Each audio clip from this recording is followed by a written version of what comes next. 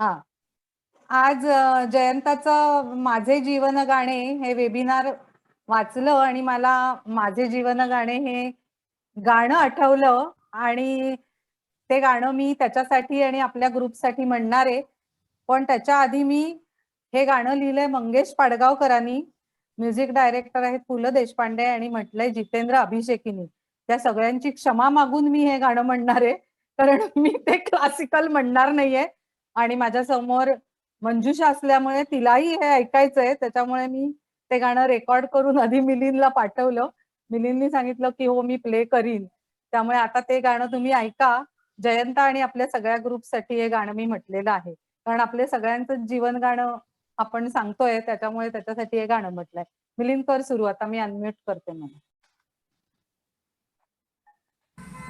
माझे जीवन गाणे गाणे, माझे जीवन गाणे गाणे, व्यथासो आनंद सुदे, व्यथासो आनंद सुदे, प्रकाश किंवा तिमिर सुदे, प्रकाश किंवा तिमिर सुदे, वाट दिसो अथवा न दिसू दे, गात पुढे मज जाणे जाणे, माझे जीवन गाणे गाणे, कधी ऐकतो गीत झऱ्यातून, कधी ऐकतो गीत झऱ्यातून, वंशवनाच्या कधी मनातून, वंशवनाच्या कधी मनातून, कधी वाऱ्यातून कधी ताऱ्यातून, झुळझुळतात तराणे तराणे, माझे जीवन गाणे गाणे, गावी हंगानो माझ्या संगे, सुरांवरी हा जीव तरंगे, सुरांवरी हा जीव तरंगे, तुमच्या परी माझ्याही सुरातून, उसळे प्रेम दिवाणे दिवाणे, माझे जीवन गाणे गाणे, माझे जीवन गाणे गाणे. धन्यवाद. मस्त मस्त, सही झाला, सही गायली.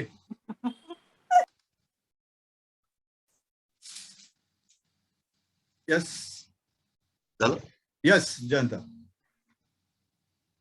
आपल्या वाढदिवस सेलिब्रेशनच्या या चांगल्या उपक्रमाला मला वाटतं हा एक 5वं-6वं पर्व असेल, भाषण असेल. मी फार रिलक्टंट होतो, पण सुरेन मला एक 10-12 वेळा तरी त्याने फोन केला आणि मी त्याला एवढ्यासाठीच सांगत होतो की अरे बाबा, मी माझं टेक्निकल एवढं किंवा सॉफ्टवेअर वगैरे याच्यात कोणाला जास्ती एवढं काय म्हणजे समजणार नाही, म्हणजे हे नाही, अज्ञानाचा प्रश्न नाही, पण कोणाला कितपत इंटरेस्ट असेल असं मला खूप वाटत होतं. पण मग सुरेनने फारच मनावर घेतलं आणि त्याने निर्वाणीचा मला मागच्या वेळेला फोन केला, त्यामुळे म्हणलं ठीक आहे मी सांगतो. पण मग फक्त मग काय सद्गुरु भक्ती किंवा म्युच्युअल फंड एवढंच सांगण्यापेक्षा माझा सगळा जीवन प्रवास सांगतो. कारण मला हा नेहमी प्रश्न पडायचा की लोक इंजिनियर होऊन कमर्शियल फील्डमध्ये का जातात. तर तुम्हालाही हा प्रश्न पडला असेल की हा इंजिनियर होऊन म्युच्युअल फंड कडे पुढे वळला किंवा एकदम सद्गुरु भक्तीकडे कसा काय वळला. मला वाटतं लहानपणापासून मला जे ओळखतात त्यांना हा प्रश्न नेहमी नक्कीच पडला असेल. तर मला मग असं वाटलं की थोडक्यात का होईना मी अगदी माझी सुरुवातीपासूनची करिअरची ही सांगतो आणि जास्तीत जास्त थोडक्यात सांगायचा प्रयत्न करतो, सो दॅट तुम्हाला ते जास्त कंटाळवाणं होणार नाही. तर आपण सगळेच 1980 साली आम्ही इंजिनियर झालो. इलेक्ट्रिकल इंजिनियर मधली पदवी घेतली मी आणि तेव्हा नोकऱ्या एवढ्या पटकन अशा मिळत नव्हत्या. विशेषतः मेकॅनिकल इंजिनिअरिंगला मिळायच्या, पण इलेक्ट्रिकल इंजिनिअरिंग साईडला एवढ्या सहजासहजी नोकऱ्या मिळत नव्हत्या. पण मला खूप प्रयत्नानंतर 1981 साली 1981च्या मार्चमध्ये क्रॉम्प्टन ग्रीव्हज मध्ये इंजिनिअरिंग प्रोजेक्ट डिव्हिजनला प्रोजेक्ट इंजिनियर म्हणून नोकरी मिळाली. आणि अगदी खरं सांगायचं तर हा आपल्या शिक्षण म्हणजे एज्युकेशन सिस्टीमचा ड्रॉबॅक असेल. पण आपण एखादी पदवी घेतल्यावर आपण नक्की पुढे काय करणार हे आपल्याला पुढे खरंच माहीत नसतं. हे आपल्या एज्युकेशन सिस्टीमचा एक मोठा ड्रॉबॅक आहे. आणि मलाही त्यावेळेला क्रॉम्प्टन ग्रीव्हज मध्ये नोकरी मिळाल्यावर काय जॉब असेल याची खूप उत्सुकता होती आणि पदरी खूप निराशा पडली, कारण त्यात असं इंजिनिअरिंग असं फार कमी होतं. इंजिनिअरिंग प्रोजेक्ट डिव्हिजनला नोकरी मिळाली, त्यात कारकुनी काम खूप होतं आणि रात्र काम करायला लागायचं. म्हणजे कारकुनी या कामाबद्दल माझा काही आक्षेप नाहीये, पण इंजिनियर होऊन कारकुनी काम करायचं ह्याबद्दल मला थोडासा आक्षेप होता की अरे मला इंजिनियर म्हणून काय, माझ्या ज्ञानाचा काय फायदा होतोय नोकरीत. तर तसा मला फार कमी वाटला तो. पण तरी सुद्धा थोड्या वेळाने 6 महिन्यांनी वर्षभराने मी त्या कामात रुळलो खूप. आणि अगदी काही का होईना पण इलेक्ट्रिकल फील्ड मधल्या आम्ही स्विचयार्ड साठी हे करायचो, म्हणजे मार्केटिंग करायचो. क्रॉम्प्टन ग्रीव्हज ची बरीच इलेक्ट्रिकल उत्पादनं प्रसिद्ध आहेत. म्हणजे त्यातलं एक 400 kV पर्यंतचा ट्रान्सफॉर्मर हे त्यातलं मुख्य, आणि इतर मोटर्स वगैरे ते बनवतात. तर त्याचं मार्केटिंग स्विचयार्ड बरोबर करायचं, म्हणजे स्विचयार्डच्या सगळ्याच इक्विपमेंट बरोबर करायचं असा त्यांनी एक चांगला डिव्हिजन काढली होती आणि ती चांगली जोरात चालली होती. तर त्यामुळे मला असं त्या फील्ड मधलं सगळ्याच इक्विपमेंट बद्दल थोडी का होईना माहिती समजत गेली आणि मग हळूहळू कामात पण इंटरेस्ट येत गेला. थोडंफार का होईना पण इलेक्ट्रिकल इंजिनिअरिंग मधलं थोडंफार ज्ञान त्या ह्याच्यात वापरता येत होतं. पण बरचसं काम हे क्लर्की होतं. म्हणजे रात्र आम्ही अक्षरशः काम करत बसायचो. म्हणजे कित्येक वेळा मला आठवतं आम्ही रात्र बसून एखादं टेंडर कम्प्लीट करायचो आणि पहाटेची फ्लाईट पकडून मी पुढे हैदराबादला, दिल्लीला वगैरे ते टेंडर सबमिट करायला जायचो. तर ह्यात मला असं फार काही इंटरेस्टिंग असं काही वाटलं नाही की तुमच्याबरोबर शेअर करण्यासारखं असं काही फार नाहीये त्याच्यात. पण इलेक्ट्रिकल संज्ञा किंवा इलेक्ट्रिकल इक्विपमेंट याबद्दल बरीच चांगली माहिती मिळाली. आणि मला असं हळूहळू लक्षात आलं की मला इलेक्ट्रिकल डिझाईन या क्षेत्रात चांगला इंटरेस्ट डेव्हलप होतोय. त्याच वेळेला काय झालं, माझ्या दुर्दैवाने असेल किंवा सुदैवाने असेल, क्रॉम्प्टन ग्रीव्हजने त्यांची इंजिनिअरिंग प्रोजेक्ट डिव्हिजन चेन्नईला हलवली आणि मला तर मुंबई सोडणं शक्य नव्हतं. कौटुंबिक जबाबदाऱ्या होत्या बऱ्याच. तर त्यामुळे मला डोंबिवली किंवा मुंबई सोडणं शक्यच नव्हतं.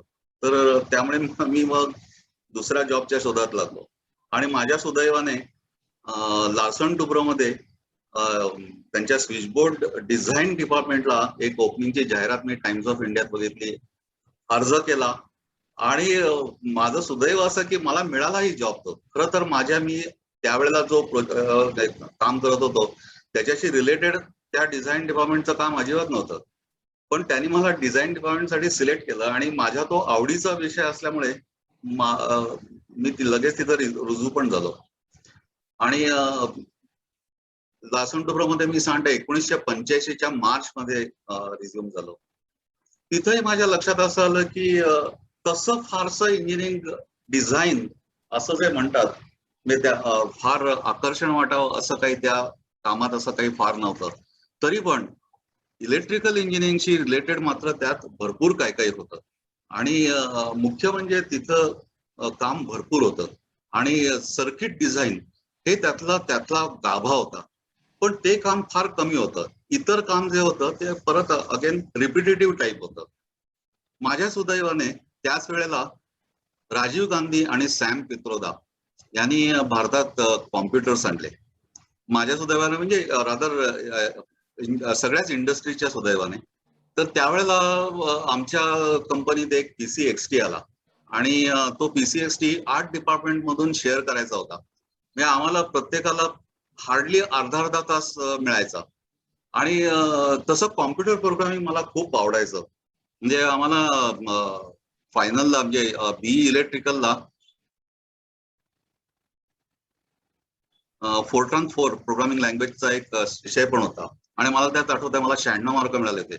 तर त्यामुळे आपसुकच मला त्या विषयात खूप गोडी होती. तर मी खूप इंटरेस्ट घेऊन त्या जो काय अर्धा तास मिळायचा त्याचा मॅक्झिमम मी त्या कॉम्प्युटरवर घालवायचो. आणि मग इतर वेळेत म्हणजे हे सगळं 9 ते 5 या वेळातला अर्धा तास मिळायचा. मग मॅक्झिमम वेळ कसा मिळेल, शिकायला जास्ती कसं मिळेल, तर मी सकाळी लवकर जायचो. सकाळी 7 वाजता उठून जायचो. रात्री ऑफिस आवर संपले 5 वाजले की त्यानंतर पण बसायचो कंपनीत कामासाठी आणि त्या कॉम्प्युटरवर बसायचो.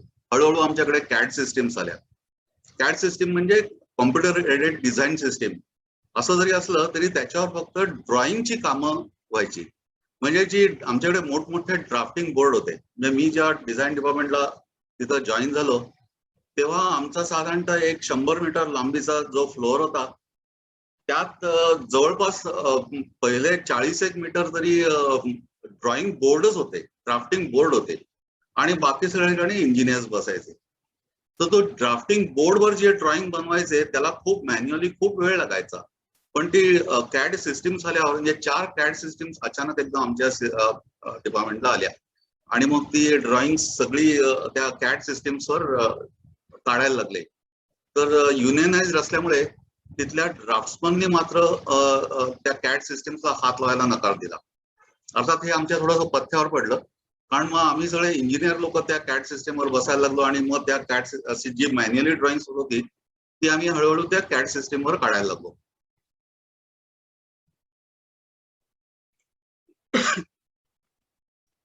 तर पण हेच आम्हाला म्हणजे तसं कॉम्प्युटरचा खरा उपयोग होता असं वाटेना. कारण हे सगळं ड्राफ्टिंग तुम्ही फक्त कॉम्प्युटरवर करत होता आणि रिपिटेटिव्ह असं काम त्यात खूप होतं. आणि त्याच मजा काय होती की 30 माहिती आहे. तर design department is the source of information for all that switch board. तर 30 माहिती परत परत भरत राहायला लागायची. म्हणजे एक ड्रॉइंग करायचं GA ड्रॉइंग त्यात जी माहिती भरायची तीच माहिती परत मास्टर बिल ऑफ मटेरियल करताना भरायची. म्हणजे जी वेगवेगळी ड्रॉइंग्स करायचो त्या प्रत्येक ड्रॉइंग मध्ये 30 माहिती परत परत भरत राहायला लागायची. तर मला असं वाटलं की हे रिपिटेटिव्ह जॉब आहे. तर हा रिपिटेटिव्ह जॉब जर आपण हे केला की कॉम्प्युटराइज केला, प्रोग्राम त्याच्यासाठी लिहिला आणि ती ड्रॉइंग्स तयार झाली तर फार उपयोगी होईल. लार्सन टुब्रोने त्यावेळेला काही 4 जणांना लार्सन टुब्रोची सिस्टीम अँड डिझाईन त्यांची जी सिस्टीम अँड प्रोसिजर आहे ती मात्र अफलातून आहे. म्हणजे एखाद्याला खरंच खूप शिकायचं असेल ना तर खरंच लार्सन टुब्रो सारखं ट्रेनिंग ग्राउंड नाही अजिबात. तर तिथं मला शिकायला भरपूर मिळालं. शिकायला कोणाला तिथं बंदी नव्हती पण त्यांनी तिथं एक कॉम्प्युटरायझेशन साठी एक 4 जणांना वेगळं काढलं होतं आणि त्यांना अगदी बाहेर शिकायला पाठवायचे. म्हणजे बाहेर देशी पण शिकवायला पाठवायचे, इथं भारतात पण बाहेर शिकवायला पाठवायचे. पण त्यात माझा मात्र समावेश नव्हता. मला नेहमी आश्चर्य वाटायचं की एवढं सगळं रिपिटेटिव्ह जॉब असताना ही 4 लोक नक्की करतायत काय म्हणून मला नेहमी कुतूहल असायचं. पण ते काय करत होते हे मला शेवटपर्यंत कळलं नाही. पण मी मात्र माझे प्रयत्न चालू ठेवले आणि मी सकाळी लवकर जायचो, रात्री उशिरा बसायचो आणि हळूहळू मी काही प्रोग्राम्स आम्हाला काही एखादा स्विचबोर्डचा एखादा प्रोजेक्ट मिळाला की त्याची ड्रॉइंग बनवायला कमीत कमी आठवड्यात 8-10 दिवस तर कमीत कमी लागायचे आणि मग ती ड्रॉइंग्स अप्रुव्हलसाठी कस्टमरकडे जायची. तर मला वाटायचं की हा वेळ हा ड्रॉइंग काढण्याचा जो वेळ आहे हा खरा डिझाईनचा भाग नाहीये. डिझाईनचा भाग कशात आहे तर सर्किट डिझाईन करण्यात इंजिनियरने त्याचा मेंदू वापरावा आणि त्याचा जास्तीत जास्त वेळ ते सर्किट किती अचूक होईल त्यासाठी वापर करावा असं माझं मत होतं. आणि बाकी हे ड्राफ्टिंगचं काम वगैरे हे सगळं ड्राफ्टमनने करावं पण ड्राफ्टमन तर नकार देत होते. तर मी याच्यावर उपाय शोधून काढला की नाही हे काहीतरी प्रोग्राम लिहायला पाहिजे, याच्यासाठी काहीतरी सॉफ्टवेअर लिहायला पाहिजे की जी रिपिटेटिव्ह ड्रॉइंग्स आहेत ती तरी ऍटलिस्ट फार जलद गतीने तयार होतील. मला समजत नव्हतं की लोकांना असं का वाटत नाहीये, म्हणजे इतके 60-70 इंजिनियर्स काम करतायत, त्यांच्यापैकी एकालाही असं का नाही वाटत आहे, असं मला नेहमी वाटायचं. मी मात्र माझे प्रयत्न चालू ठेवले आणि हळूहळू माझ्या सिस्टीम्स मी स्वतःच्या डेव्हलप करायला सुरुवात केली. मी हळूहळू जीआय ड्रॉइंग, त्याची फीडर लिस्ट, त्याचा मास्टर बिल ऑफ मटेरियल वगैरे अशी काही ड्रॉइंग्स कॉम्प्युटराइज केली. आणि लोकांच्या लक्षात यायला लागलं की अरे सानेची ड्रॉइंग्स 10 दिवसाच्या ऐवजी 1-2 दिवसातच तयार होतात आणि ती सुद्धा खूप चांगली असतात. कारण कॉम्प्युटराइज ड्रॉइंग केल्याचा फायदा असा आहे की ते एक तर युनिफॉर्म ड्रॉइंग असायची. म्हणजे मी एका प्रोजेक्टसाठी जे ड्रॉइंग करेन किंवा एक जीए तयार करेन त्याचा पॅटर्न आणि पुढच्या प्रोजेक्टचा पॅटर्न हा सारखा असायचा किंवा त्याची मल्टिपल 60-70 पानाची ड्रॉइंग्स असायची. तर एक पान, दुसरं पान, तिसरं पान ह्यात एक सलगता असायची कुठेतरी किंवा एक सिस्टीम अशी असायची. तर त्यामुळे लोकांना असं वाटायला लागलं की ह्याच्या एवढे, आणि लोकांना कुतूहल वाटायला लागलं की हा एवढी याची फास्ट ड्रॉइंग होतातच कशी. आणि त्यावेळेला आमच्या साहजिकच जे नवीन जॉईन झालेले होते त्या इंजिनियर्स मध्ये एक थोडीशी आपसूक स्पर्धा असायची की कोणाची ड्रॉइंग फास्ट होतात, कोणाचं ड्रॉइंग प्रोजेक्टची ड्रॉइंग लवकर कस्टमरला सबमिट होतात. तर त्या ह्याच्यात मी इतका आघाडीवर होतो की लोकांना 10-10 दिवस लागायचे. 8 ते कोण म्हणायचा की अरे माझी ड्रॉइंग 8 दिवसात झाली, कोण म्हणायचं माझी ड्रॉइंग 5 दिवसात झाली. माझी ड्रॉइंग 2 दिवसात सगळी संपून तयार असायची आणि ती कस्टमरला सबमिट व्हायची. एकदा मला रिलायन्स पाताळगंगाचा एक प्रोजेक्ट मिळाला. तर माझा बॉस मला घेऊन तिथं गेला आणि आम्ही तिथं डिस्कशनला बसलो आणि नंतर आमच्या लक्षात आलं की ते त्यांचं जे फाउंडेशन प्लॅन आहे तो त्यांचा सिव्हिल इंजिनिअरिंगची ड्रॉइंग्स होती. आणि आमची ही सगळी इलेक्ट्रिकल ची जरी ड्रॉइंग असली काहीतरी त्यातला जो जनरल अरेंजमेंट ड्रॉइंग्स म्हणून असतो तो त्यात पण आम्ही त्यांना फाउंडेशन प्लॅन त्यांना द्यायचो. आणि मग ते त्या फाउंडेशन प्लॅन घेऊन, आमचा फाउंडेशन प्लॅन घेऊन त्यांच्या फाउंडेशन प्लॅन बरोबर मॅच करायचे आणि मग तिथं बीम्स कुठे येतील ते शोधत बसायचे. आणि त्या बीम्स, कारण त्या बीमच्या खालनं केबल जाऊ शकायची नाही, त्यामुळे अशा बीम्स शोधून, म्हणजे बीम्स कुठे येतात ते शोधून तिथं मात्र त्या पॅनेलला केबल एंट्री देता येत नव्हती. तर त्या सगळ्या प्रोसेसलाच जे अप्रुव्हल, सर्किट डिझाईनचं अप्रुव्हल बाजूलाच पडलं. ह्या अप्रुव्हल म्हणजे फाउंडेशन प्लॅन मॅचिंगसाठी ते लोक 3-3, 4-4 तास, आम्ही त्या डेव्हलपमेंट कन्सल्टंट म्हणून वाशीला ऑफिस होतं तिथं आम्ही गेलो की 2-2, 3-3 दिवस आम्ही तिथं बसायचो. तर मी ही त्यांची सगळी प्रोसेस बघितली आणि पुढच्या वेळेस मात्र मी गेलो तर एकदम तयारीने गेलो. मी आमचं जे फाउंडेशन प्लॅन होतं ते टू द स्केल ड्रॉइंग काढलं आणि ते ट्रेसिंग वर काढलं.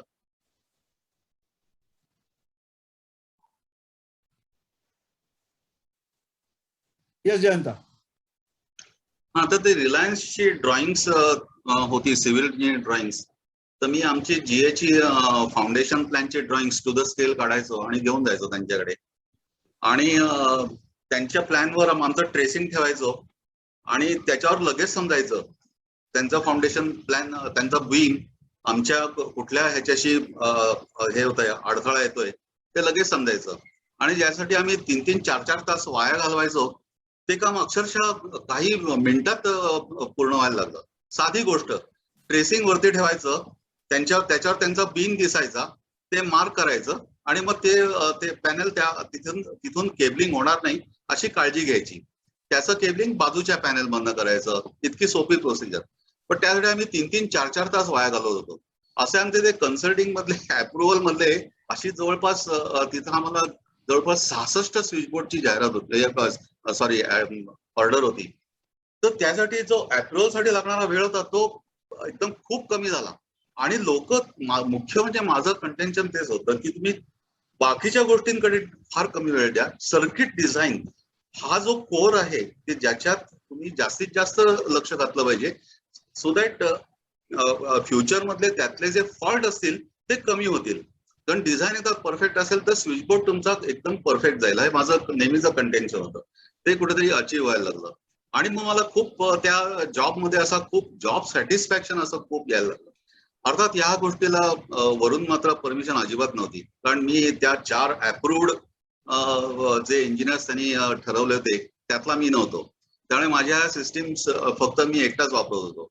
पण मग माझे जे सहकारी होते, आता मी त्यावेळेला ट्रेकला वगैरे पण जायचो, आमचा ट्रेकचा ग्रुप होता आणि त्यातला एक आपल्या श्यामला माहिती आहे. श्याम कुठे गेला? आहे आज. श्याम बरं तो एक श्याम आहे. रवी महाजन तुला माहिती असेल तर रवी महाजन आमचा लीडर ट्रेकचा. तर रवी महाजन मात्र मला नेहमी खूप प्रोत्साहन द्यायचा की अरे नाही तू अशा सिस्टीम डेव्हलप कर आणि तू फक्त एकटाच वापरू नको, बाकीच्या आपल्या कलिग्सना पण दे. तर रवी महाजनचा ग्रुप ते वापरायला लागला. असे माझे जे कलिग्स होते ते चोरून मारून का होईना पण माझ्या सिस्टीम्स वापरायला लागले आणि त्यांची ड्रॉइंग्स पण फास्ट व्हायला लागली. तर त्या ट्रेकला आलेला असताना माझा एक पुण्याचा एक कलिग होता, त्याने तर तो पुण्याला घेऊन गेला ते माझी सगळी सिस्टीम आणि त्यावेळेला फ्लॉपी होती. तर त्या फ्लॉपी मधनं ती कशी न्यायची हा पण एक प्रॉब्लेम होता, कारण ते असं खूप मोठं सॉफ्टवेअर व्हायचं. तर ते सॉफ्टवेअर तो तिकडं 4-5 फ्लॉपी मधनं घेऊन जायचा. मग ते एकत्र कसं करायचं, त्यावेळेला काही असं लॅन बिन पण नव्हतं. तर मी त्याला फोनवर गाईड करायचो की तू असं कर, मग ते एकत्र येईल आणि मग ते इन्स्टॉल व्हायचं त्याच्याकडे आणि मग तो ते वापरायला लागला पुण्याला पण. आणि लोकांच्या ते लक्षात यायला लागलं हायरअप्सच्या की अरे बऱ्याच जणांची ड्रॉइंग्स अशी सारखी येत आहेत आणि ती अशी सिस्टीम्स मधनं डेव्हलप होत आहेत अशी लोकांच्या, कारण ती सिस्टीम्स जी ड्रॉइंग्स होतात ती एकसारखी असतात. त्यात खूप असा छान असा एक बाज असतो. म्हणजे ती अशी खूप जरी कॅड सिस्टीम्सवर काढलेली माणसाने काढलेली ड्रॉइंग्स असली आणि ती प्रोग्रामॅटिकली डेव्हलप केलेली ड्रॉइंग्स यात खूप फरक पडतो. ती दिसण्यात खूप सुंदर दिसतात. प्रोग्रामॅटिकली काही तुम्ही चूक करू शकत नाही. आणि अर्थात हे सगळं प्रोग्राम करतो. आता तुम्ही म्हणाल की हे तू शिकलास कुठे? मी हे सगळं मी शिकलो. मी कुठेही असा ट्रेनिंगला गेलेलो नव्हतो. मी काय करायचो की शनिवारी साधारणतः दुपारी शनिवारी आम्हाला त्याला हाफ डे असायचा. तर शनिवारी दुपारी संपलं की व्हीटीला जायचं. व्हीटीला स्टेशन समोर कॅपिटॉलच्या बाजूला एक खालती तुम्हाला आठवत असेल तर एक छान मराठी दुकान होतं, हॉटेल होतं. तिथं जाऊन वडा किंवा फराळी मिसळ खायची किंवा फार तर वार म्हणजे जेवायचं नाही कंपनीत, कारण तो अर्धा तास तिकडे त्या दुकानात काढायचा असायचा. किंवा त्या पुढे कामचं हॉटेल होतं, तिथे जाऊन कांजीवरम इडली खायची. आणि मग तिथे पुढे कॉम्प्युटर बुकशॉप नावाचं दुकान होतं. तर त्या कॉम्प्युटर बुकशॉप मध्ये जाऊन मी पुस्तकं घ्यायचो, कॉम्प्युटरची वेगवेगळ्या याची सॉफ्टवेअरची पुस्तकं घ्यायचो. आणि तिथं फार सुंदर पुस्तकं मिळायची, अजूनही मिळतात तिथं छान पुस्तकं मिळतात. तर तो मला सोर्स एक खूप छान मिळाला आणि मी तिथं मी अक्षरशः 5-6 वाजेपर्यंत तिथं असायचो. तिथं मी मला जे आवडतील पुस्तकं ती अशी तिथल्या तिथं वाचायचा प्रयत्न करायचो. आणि जेव्हा तिथला मालक मला हुसकावून लावायचा, माझ्या मागे लागायचा, तेव्हा मग त्यातलं मला आवडलेलं पुस्तक घ्यायचं, घरी घेऊन जायचं, ते आठवडाभर वाचायचं. त्यातल्या सगळ्या सिस्टीम्स म्हणजे त्या प्रोग्रामिंग वगैरे साठी मला ते उपयुक्त असायचं. असं मी सगळं ते डेव्हलप केलं आणि ती सॉफ्टवेअर माझी खूप छान झाली अशी. आणि एकतर त्यामुळे काय झालं की लोकांना ती एक सवय लागली की अरे 10 दिवसात नाही, कुठल्याही प्रोजेक्टची ड्रॉइंग ही 2 किंवा 3 दिवसात फार तर फार झाली पाहिजे. 2-3 दिवस खूप झाले. एका दिवसात तुम्हाला जर सिस्टीमचं एकदा तुम्ही इनपुट दिलं की एका ड्रॉइंगला लागणारा वेळ हा कमीत कमी लागला पाहिजे आणि त्याच्या पुढचं ड्रॉइंग तर ऑटोमॅटिक आलं पाहिजे, कारण सगळा डेटा त्यात भरलेलाच आहे. तर मग तो डेटा परत परत फीड करायचा वेळ खूप वाचायचा. आणि जो मल्टिपल दिवस लागायचे त्याच्याच्या खूप कमी दिवसात अचूकता असायची ड्रॉइंग मध्ये, ती यायची ड्रॉइंग मध्ये. पण त्याचा आणि खूप त्याला मला फॉलोअर्स मिळाले त्या ह्याच्यात. पण हायर अप्स कडनं मात्र खूप विरोध होता. पण काही काही कलिग्सचा, काही हायर अप्सचा पण त्याला खूप पाठिंबा पण होता. आणि काही लोकांनी तर चोरून मारून का होईना वापरायला सुरुवात केली. हे बघून मग एक दिवस मात्र, आणि इतके दिवस झाले तरी ते 4 लोक जे कॉम्प्युटर सिस्टीम्स डेव्हलप करण्यासाठी, डिझाईन करण्यासाठी जे केलेले होते ते काय करतात हे मला तोपर्यंतही कळलं नाही. पण माझ्या सिस्टीम्स मात्र सगळे लोक वापरायला लागले आणि हे बघून मात्र, आणि अर्थात दिवस वाचतात तेव्हा मग मॅनेजमेंटने ठरवलं की नाही सानेची सिस्टीम्स वापरायच्या. म्हणून मग माझं सॉफ्टवेअर ऑफिशियल झालं आणि सगळ्या रिजन्सना, सगळ्या डिझाईन ऑफिसेसना, आमच्या पवईला वगैरे ती सिस्टीम ऑफिशियली इन्स्टॉल झाली आणि सगळे लोक ते ऑफिशियली वापरायला लागले. मग मला LNTचं एक आहे की तिथं सिस्टीम अँड प्रोसिजर मात्र खूप रिजिडली फॉलो करतात. तर त्यांनी मला सांगितलं मग तुझ्या सिस्टीमसाठी तू आता एक S&P नोट लिही, सिस्टीम अँड प्रोसिजर नोट लिही. मग त्या S&P नोट लिहून त्या सगळ्या रिजन्सना पाठवल्या आणि सगळे लोक ऑफिशियली वापरायला लागले. आणि ऑफिशियली लोकांना लागणारा ड्रॉइंगला लागणारा वेळ खूप कमी पडायला लागला. इतकं होऊनही मला त्या 4 जणांच्या ह्याच्यामध्ये मात्र त्यांनी काही सामील केलं नाही शेवटपर्यंत. तर मला मग त्याचं खूप हे वाटायला लागलं की आणि विरोधच खूप. तर मला त्याचं खूप वैषम्य वाटायचं की आपल्या याचं म्हणजे ऍप्रिसिएशन सोडा की मला त्याबद्दल काही असं प्रमोशन पाहिजे होतं म्हणून मी हे करतो नाही. मला त्यात मिळणारं जॉब सॅटिस्फॅक्शन इतकं होतं की त्यावर मी खूप खुश होतो. आणि त्यासाठीच तर माझा सगळा आटापिटा चालला होता की इलेक्ट्रिकल इंजिनिअरिंग मधलं माझं नॉलेज कुठे वापरात येत नाही ह्याबद्दल मला कुठेतरी खंत होती. त्याच्यासाठी मी जास्ती वेळ देऊ शकत होतो. पण ह्यानंतर काय झालं, एकदा माझ्या सिस्टीम्स ऑफिशियल झाल्यानंतर माझं थोडंसं इलेक्ट्रिकल इंजिनिअरिंग डिझाईन वगैरे या आस्पेक्ट कडे लक्ष थोडंसं कमी झालं आणि थोडंसं लक्ष जास्ती सॉफ्टवेअर या साईडकडे जास्ती वळायला लागलं. खूप पुस्तकं वाचली मी. मग ती सॉफ्टवेअर आता मी जेव्हा एकटा वापरत होतो तेव्हा ती मला अचूक माहिती असायचं की कुठे काय माहिती द्यायची. पण जेव्हा मल्टिपल लोक वापरायला लागले तेव्हा मग त्यांना ते युजर फ्रेंडली करण्यासाठी काय करायला लागेल, तर popup menu, popdown menu, radio buttons वगैरे अशा फॅसिलिटीज द्यायला लागतील ते माझ्या लक्षात आलं. मग ते करण्यासाठी काय करायचं, परत पुस्तकं वाचायची, परत आपलं उत्खनन चालू करायचं, परत असं करत माझी सॉफ्टवेअर ती मी खूप चांगली करत गेलो. आणि लोकांना पण ती लोकांचे मला फोन आहे, अरे जयंत ते या पेजवर या स्क्रीनवर दे अमुक एक हे आहे तिथं तू चॉईस बटन दे, त्या पुल डाऊन मेनू दे. तर अशा लोकांच्या मला सजेशन यायच्या आणि हळूहळू माझं इलेक्ट्रिकल इंजिनिअरिंग कडनं मी पूर्णपणे सॉफ्टवेअर कडे वळलो. हे मला कधी कळलंच नाही. म्हणजे ज्याच्यासाठी माझा आठापिठा चालला होता की इलेक्ट्रिकल इंजिनिअरिंगचं माझं नॉलेज वापरात यावं यासाठी माझा जो आठापिठा चालला होता तो आता उलट सॉफ्टवेअर कडे वळला की सॉफ्टवेअर मधलं माझं सॉफ्टवेअर किती जास्तीत जास्त युजर फ्रेंडली होईल त्याच्याकडे माझा हे वळला, म्हणजे रोख वळला. जास्तीत जास्त पुस्तकं वाचायचो मी, जास्तीत जास्त सॉफ्टवेअरच्या डिझाईन मध्ये जास्तीत शिरत गेलो. त्यासाठी मग जास्तीत जास्त पुस्तकं वाचायची मी, सतत लायब्ररीत पडलेला असायचा. आणि अर्थात माझ्या ड्रॉइंग्सना लागणारा वेळ कमी होता त्यामुळे मला वेळ पण खूप मिळायचा. तर असं होतं तर माझ्या लक्षात आलं की मला आता सॉफ्टवेअरच्या फील्डमध्ये खूप जास्त इंटरेस्ट डेव्हलप झालाय. आणि LNT मध्ये तर ते फार रिजिड होतं असं, आणि अजूनही आहे त्यांचं. त्यांच्या एखादी सिस्टीम प्रोसिजर असली की त्याच्या बाहेर त्यांना जायला फारसं आवडत नाही. तर मी म्हटलं की ओके, LNT ला जर इंटरेस्ट नसेल तर मी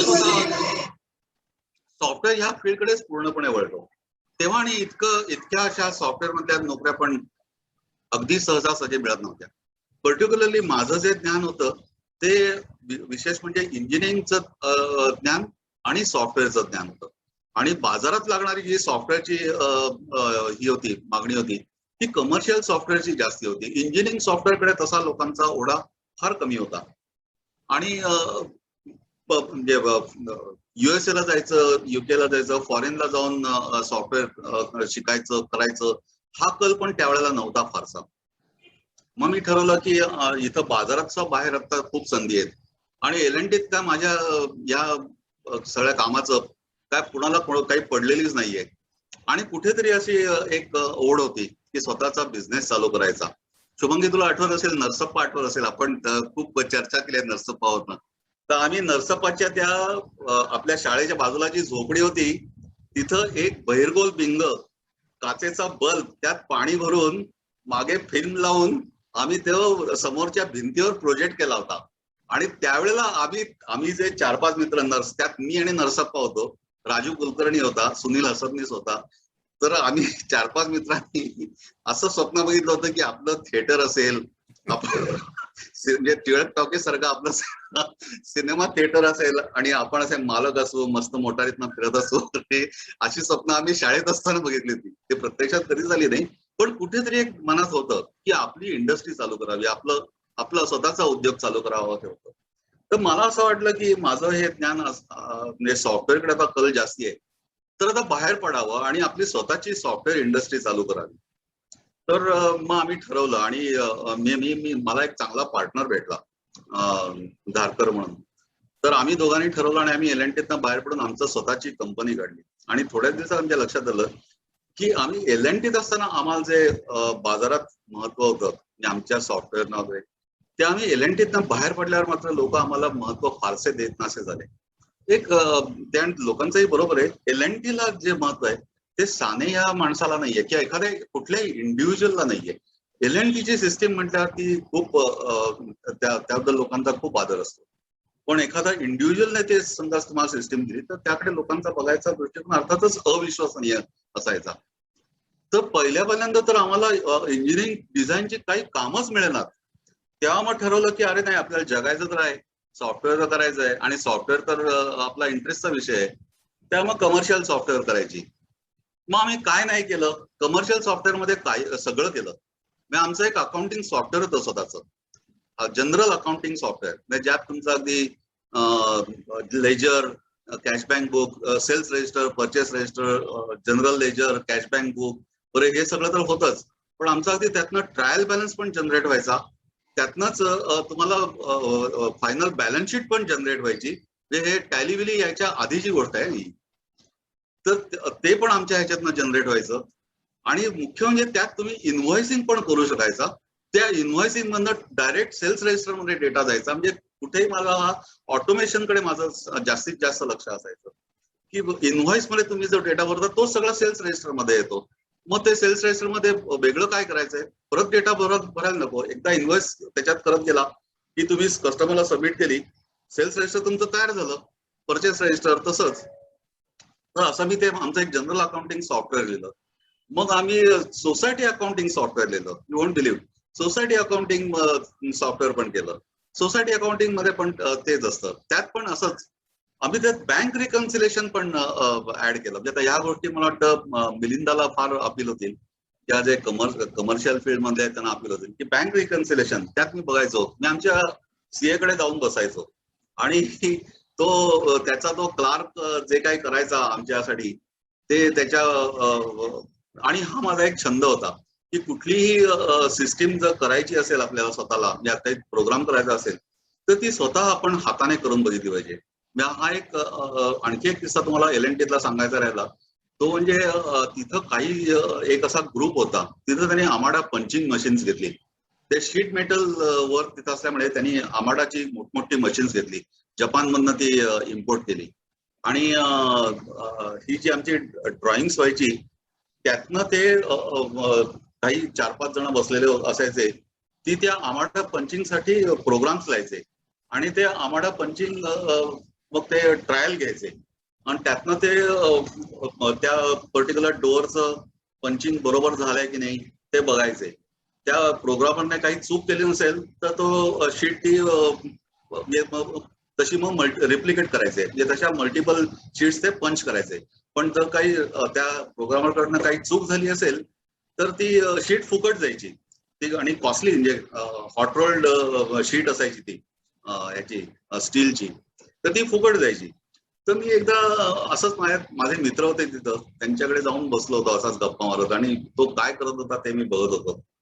तर मला कुतूहल एवढंच होतं की आम्ही जे ड्रॉइंग करायचो तीच ते ड्रॉइंग वापरून ते समोर घेऊन बसायचे आणि त्याच्यावरचा जो आम्ही जे स्विचेसचे हे साईज काढलेले असायचे किंवा तेच ते कटआउट म्हणून त्याचा साईज ते तिथं फीड करायचे, मॅन्युअली फीड करायचे. मी म्हटलं अरे तुम्ही असे मॅन्युअली का फीड करता? तर म्हणाले मग कसं करणार?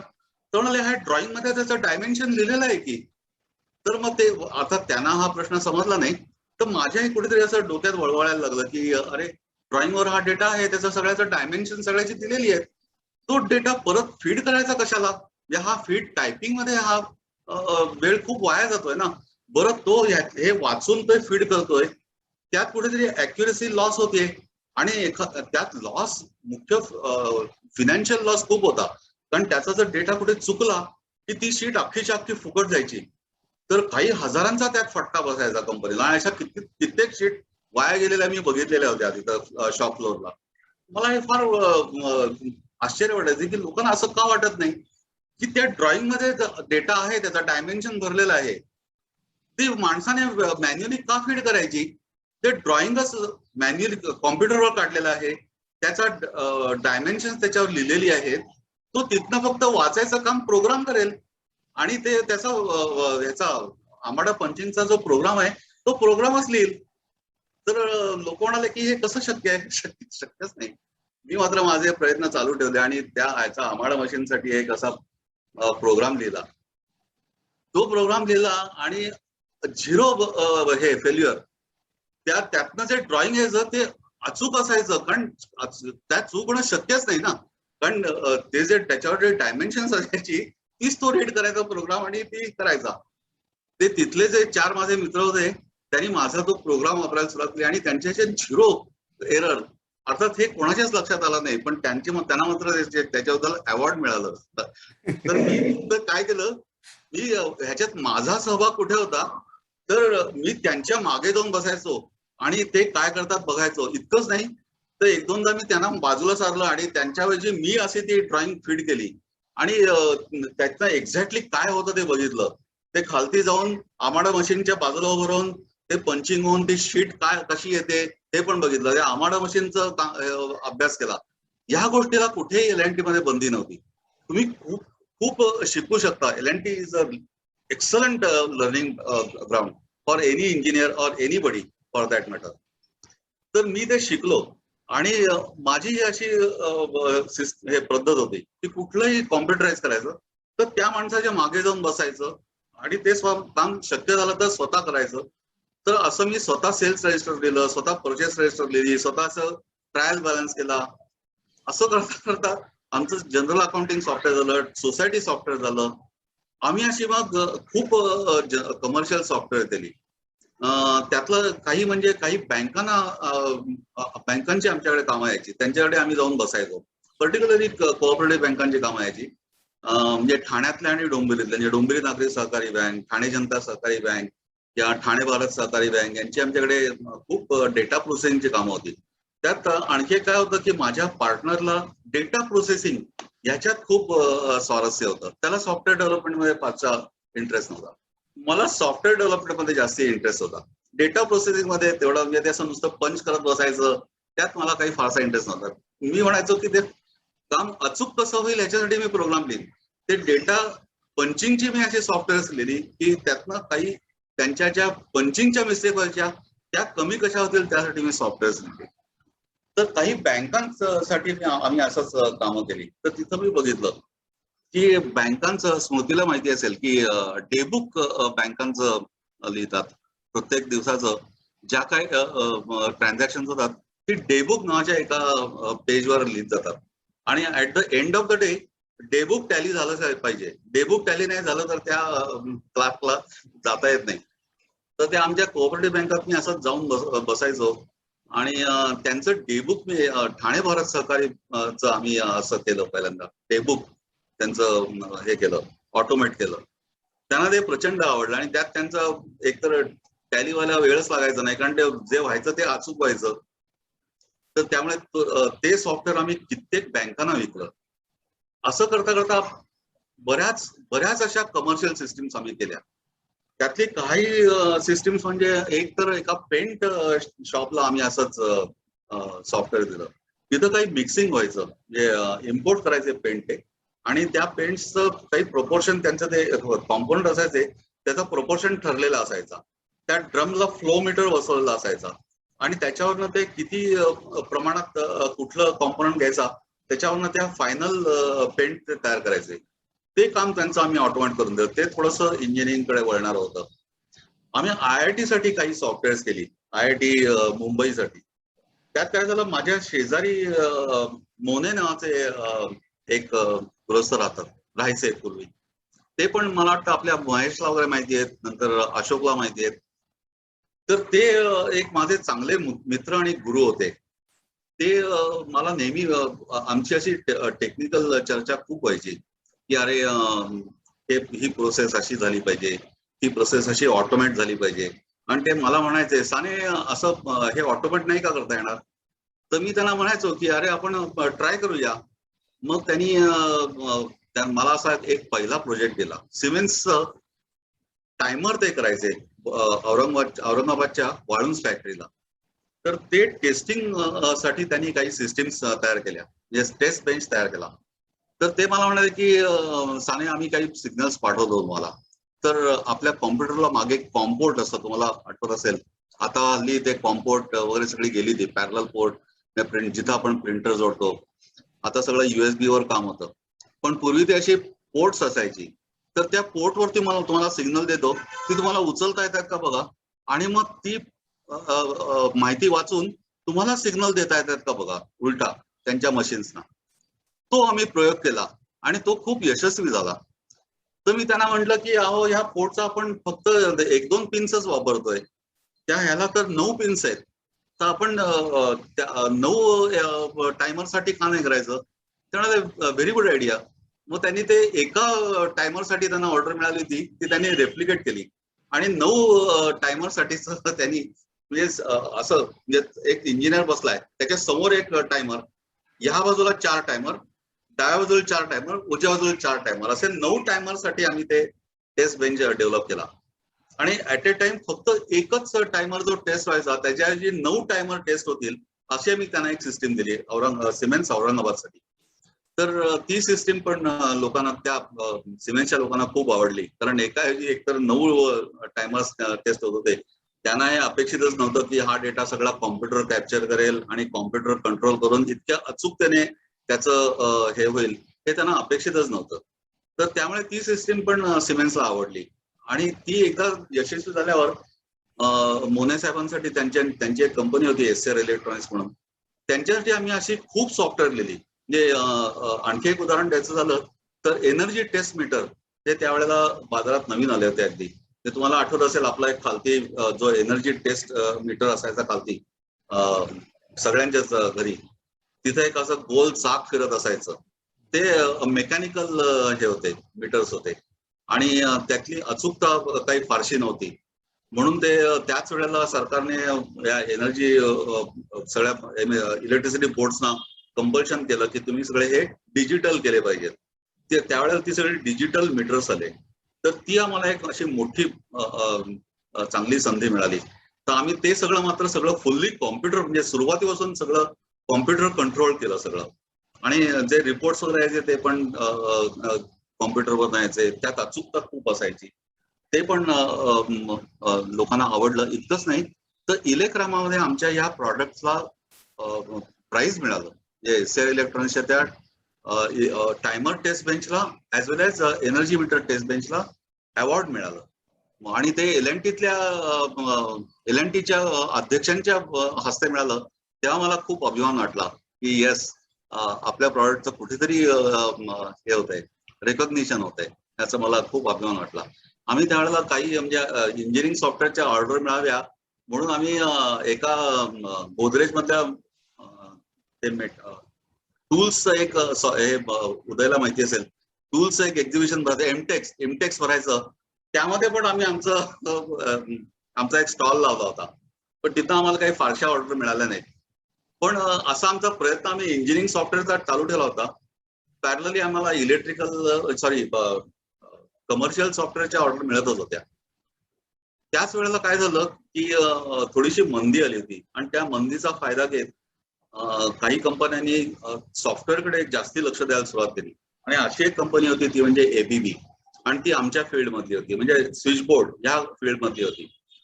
तर त्यांनी एक जर्मन सॉफ्टवेअर इम्पोर्ट करायचं ठरवलं की ते जर्मन सॉफ्टवेअर होतं, ते सर्किट डिझाईन सॉफ्टवेअर होतं. टेक्निक्सचे कम्प्युटर सिस्टीम म्हणून एक जर्मन कंपनी होती, त्यांच्याकडनं त्यांनी ते सॉफ्टवेअर विकत घ्यायचं ठरवलं. आणि सुदैवाने, आमच्या सुदैवाने, त्या टेक्निक्सच्या कम्प्युटर सिस्टीमला कुठून तरी आमचं नाव कळलं की ते 2 इंजिनियर आहेत, ते इलेक्ट्रिकल इंजिनियर आहेत आणि ते इलेक्ट्रिकल सिस्टीम साठी सॉफ्टवेअर लिहितात. असं त्यांना कुठून कळलं माहित नाही, पण त्यांना समजलं. आणि ते मुंबईत येऊन आम्हाला भेटले आणि ते म्हणाले की आमच्याबरोबर तुम्ही काम करा आणि आमच्यासाठी काही ऍड ऑन सॉफ्टवेअर अशी लिहा की ज्याने त्यांचं हे परत आणखी जास्ती ऑटोमेट होईल, त्यांच्या सिस्टीम्स ऑटोमेट येतील, अशा काही सॉफ्टवेअर तुम्ही लिहू शकाल का. म्हटलं प्रयत्न करतो. तर ABB साठी आम्ही असा पहिला प्रयत्न केला. हे साल होतं 1998. आणि मला आठवतंय की आम्ही जेव्हा उद्योग चालू केला कुठलाही तेव्हा हे कुठेतरी वाचलेलं होतं की कुठलाही उद्योग तुम्ही चालू केला तर तो स्टेबल व्हायला त्यातनं तुम्हाला कुठेतरी एक प्रगती साधण्यासाठी कमीत कमी 7 वर्ष लागतात, 7 ते 7.5 वर्ष लागतात. ते आमचं खरं ठरलं. 1992 साली आम्ही आमचा उद्योग चालू केला आणि 1998 साली आम्हाला ते पहिली संधी मिळाली एबीबी बरोबर काम करायची. आणि एबीबीने आम्हाला खूप प्रयोग करायची संधी पण दिली. एबीबी चं आम्ही खूप चांगलं सॉफ्टवेअर दिलं. ते पहिलं सॉफ्टवेअर होतं. इतकं करून आम्हाला LNT मधनं काही डिमांड येत नव्हता की अरे बाबा तुम्ही आमच्यासाठी पण करा वगैरे. नाही, त्यांची सिस्टीम्स पक्क्या ठरलेल्या होत्या, त्याच्या पलीकडे जायची त्यांची इच्छा नव्हती. एबीबीने मात्र आम्हाला पहिलं रेकग्निशन दिलं आणि 1998 साली आमचं पहिलं सॉफ्टवेअर एबीबीच्या सगळ्या रिजन्स मध्ये चालू झालं आणि ते खूप अप्रिशिएट झालं. त्यांचं बघून आम्हाला स्नायडरने ऑर्डर दिली. स्नायडरची एबीबीच्या नाशिकला एबीबीच्या समोरच फॅक्टरी होती आणि स्नायडर या फ्रेंच कंपनीने पण आम्हाला तशीच ऑर्डर दिली. ही स्नायडर कंपनी ऍक्च्युली क्रॉम्प्टन ग्रीव्हजने टेक ओव्हर केली. क्रॉम्प्टन ग्रीव्हची स्विचबोर्ड डिव्हिजन स्नायडरने टेक ओव्हर केली होती. तर तिथेही काही लोकांना समजलं अरे हे 2 इलेक्ट्रिकल इंजिनियर आहेत तर ते आपली अशी सिस्टीम करू शकतात. त्यांनी ऑर्डर दिली. तिथून मग मात्र आम्ही मागे बघितलं नाही आणि आम्हाला इंजिनिअरिंगच्या अशा सॉफ्टवेअरच्या खूप संधी मिळत गेल्या. आणि 2000 साली मात्र मग LNT ला वाटलं की अरे ही 2 माणसं काम करतायत तर त्यांचं घ्यावं बा आपण सॉफ्टवेअर. तर ते LNTचे डिझाईन इंजिनियर्स आमच्याकडे आले, म्हणाले की अहो आमचे सिस्टीम सगळ्या फ्लॉप गेल्या. त्यांच्या परीने खूप प्रयत्न केले. म्हणजे त्यांनी अगदी त्यांच्या LNT इन्फॉर्मेशन टेक्नॉलॉजीचे लोक पण त्यांनी आणले. त्यांच्या लोकांनी काही खूप प्रयत्न केले पण त्यांना काही त्या मी डेव्हलप केलेल्या सिस्टीमच्या पुढे काही ते असे जास्ती डेव्हलप काही करू शकले नाहीत. ऑन द कंट्री त्यांनी ज्या काही घोळ घातले त्यामुळे होतं ते सॉफ्टवेअर बंद पडलं होतं. त्यामुळे ते लोक आमच्या ऑफिसमध्ये आले ठाण्याला आणि म्हणाले की अरे नाही तुम्ही परत या आणि आमच्यासाठी पण सॉफ्टवेअर करा. त्यामुळे मग LNT साठी पण आम्ही 2000 सालपासून सॉफ्टवेअर करायला सुरुवात केली आणि मग अशा हळूहळू सॉफ्टवेअर या क्षेत्रात आम्ही खूप चांगली प्रगती केली. त्याच वेळेला मी रोटरी क्लब पण जॉईन केला. रोटरी क्लब डोंबिवलीच्या ह्याला मी जॉईन केलं. तिथं मात्र माझं मन काही फारसं रमलं नाही. पण त्या रोटरी क्लब मध्ये काम करताना माझ्या लक्षात आलं की अरे इथं पण कॉम्पिटिशन खूप करता येतं. उदाहरणार्थ त्यांचं एक रोस्टर असतं की त्या रोस्टरमध्ये ठराविक डेटा असतो. म्हणजे त्या मेंबरचा फोटो, त्याच्या स्पाऊसचा फोटो, त्याचा बर्थडे वगैरे सगळी, त्याचा ऍड्रेस वगैरे, त्याचा ऑफिसचा ऍड्रेस वगैरे ही सगळी इन्फॉर्मेशन असते. आणि ती सगळी सिस्टीम त्यांच्या मी बघितल्या होत्या आणि मग मी म्हटलं की हे रोस्टर आपण छापतो कशाला, आपण हे CD मधनं का नाही काढत. कारण त्यावेळेला असं डिजिटाईज करायचं युग चालू झालेलं होतं. CD त्यावेळेला नवीन होती. तर रोटरी क्लब मध्ये भारतातल्या तरी रोस्टर डिजिटल आणि ते CD वर द्यायची पहिलं जर काम कोणी केलं असेल तर ते आमच्या क्लबने केलं आणि आमच्या क्लबचं पहिलं रोस्टर CD वर आलं. असं त्यांचं इतर पण अशा काही कामं मी खूप केली. आम्ही एक डॉक्टरांचं एक हे केलं, संकलन केलं, डॉक्टरांची माहिती संकलन केली आमच्या क्लब तर्फे. तर ह्या सगळ्या सिस्टीम्स उदयला कदाचित माहिती पण असतील. आरोग्यदीप म्हणून आमची एक ही आहे डिरेक्टरी आहे डॉक्टर्सची, डोंबिवलीतले सगळे डॉक्टर्स, कोणाची हे दवाखाने कुठे आहेत, कोणाचं हॉस्पिटल कुठे आहे वगैरे सगळी माहिती त्यात ही केली होती. तर ते काम आम्ही ते सगळं संकलन केलं. अर्थात तिथं मी फक्त त्या संकलन काम करणारे वेगळेच लोक होते. ते दिलं एका प्रिंटरला. तर त्याने सांगितलं आणि आम्ही रोटरी क्लबची काम करायची पद्धत एक अशी आहे की त्याने एकदा प्रोजेक्ट त्यांनी डिक्लेअर केला की त्याचा ते फार कधी पब्लिकेशन होणार, म्हणजे तो एंड कधी होणार ते सगळं ते डिक्लेअर करून टाकतात. तर त्यांनी त्याच्या पब्लिकेशनची डेट पण डिक्लेअर केली. ती होती आठवड्याभरावर आणि तो त्या प्रिंटरला डेटा दिला. तशी तो म्हणाला की अरे हे काम व्हायला तर 1-1.5 महिना तर एक सहज लागेल, कारण डोंबिवलीतल्या सगळ्या डॉक्टर्सची माहिती होती. तर मी म्हटलं मी लगेच त्याच्या मग फॅक्टरीत जाऊन बसलो. मी म्हटलं मी तुम्हाला मदत करतो, म्हणजे मी प्रेसिडेंट, सेक्रेटरी, आम्ही सगळेच जाऊन म्हटलं आम्ही तुम्हाला मदत करतो. पण आम्ही आता डेट डिक्लेअर केली आहे, असं कसं तुम्ही महिनाभर म्हणताय. आम्ही टाईप करायला बसतो वाटल्यास, पण असं महिना लावू नका हो त्याला. तर मी तिथं पण त्या प्रिंटरच्या ऑफिसमध्ये जाऊन बसलो आणि तो प्रिंटरचा तो डेटा एंट्री ऑपरेटर काय करत होता ना ते बघितलं मी, की तो त्या पेज मेकर मध्ये किंवा व्हेंचुरामध्ये ते पेज सेट करत होता. आम्ही दिलेली माहिती तो भरत होता. ऍक्च्युली आम्ही त्याला ती सगळी माहिती डिजिटल फॉर्म मध्ये दिलेली, की त्याला ती भरायला टाईप करायला वेळ लागू नये म्हणून.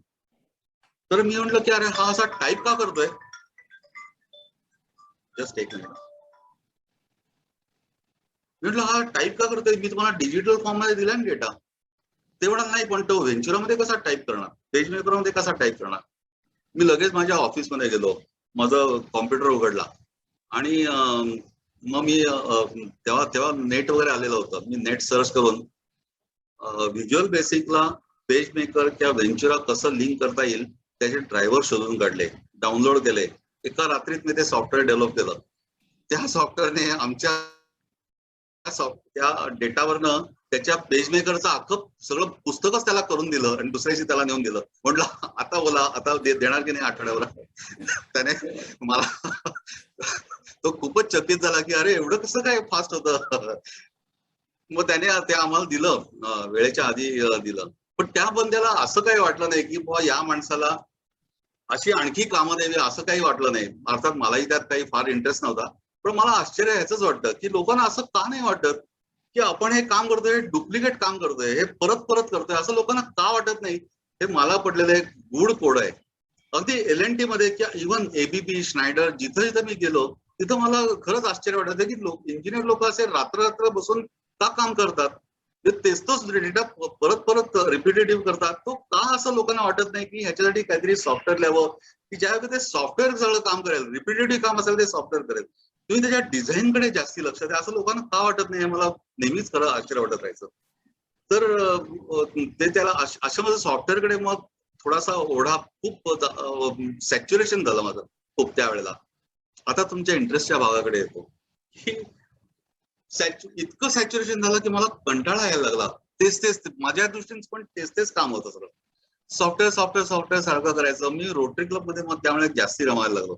पण रोटरी क्लब मध्ये मला खरंच जास्ती एवढा इंटरेस्ट नव्हता, कारण त्यांचे जे प्रोजेक्ट्स होते ते खूप असे हायफाय प्रोजेक्ट्स होते आणि त्यात मला फारसा इंटरेस्ट नव्हता की त्याने फार काही समाजसेवा होते असं मला काही वाटायचं नाही. समाजसेवेचे दुसरे काही जे आता स्मिताने केले तसे जे अव्हेन्यूज आहेत की जिथं तुम्ही खरंच झोकून देऊन काम करू शकता आणि समाजासाठी खरोखर उपयोगी आहेत असे काही प्रकल्प तुम्ही जर स्वतः केले, त्यासाठी काही काम केलं तर ती खरी समस्या आहे. मला रोटरी क्लब मध्ये खरंच असा जास्ती इंटरेस्ट पण उरला नाही. मग मी असं ठरवलं की आता सॉफ्टवेअर मधनं पण थोडंसं लक्ष कमी करावं. थोड्या ऑर्डर्स पण इतक्या यायच्या आणि त्यात मी प्रोग्रामिंग मध्ये पण ऑटोमेशन केलं आणि सॉफ्टवेअर पण माझी पटापट व्हायला लागली. त्यासाठी पण फार वेळ मला द्यायला लागायचा नाही, खूप पैसे मिळायचे. पण मग मला त्यात इंटरेस्ट खूप कमी होत गेला माझा असा की नको आता हे फार सॅच्युरेशन झालं असतं. त्याच वेळेला आमचा शौनक पण ग्रॅज्युएट झाला. शौनकचं सुदैवाने लग्न पण झालं आणि मला असं कुठेतरी वाटायला लागलं आता थांबावं, बास झालं, आता खूप झालं असं खूप वाटायला लागलं.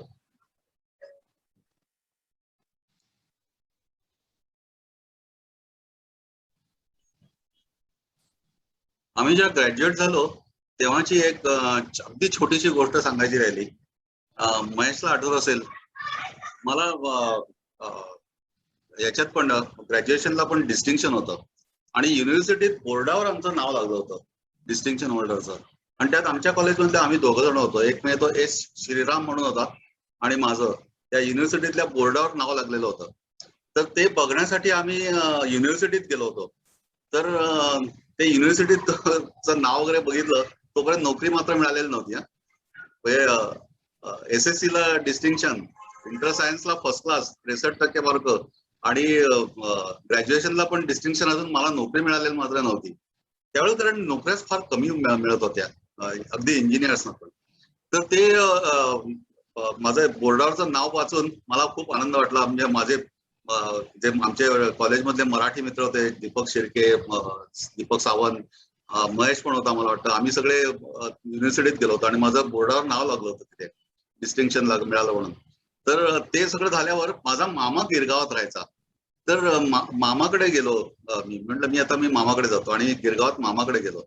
तर मामी मला म्हणाली की अरे तू इलेक्ट्रिकल इंजिनियर झालास, छान, आमचा जरा पंखा बिघडलाय, जरा बघशील का?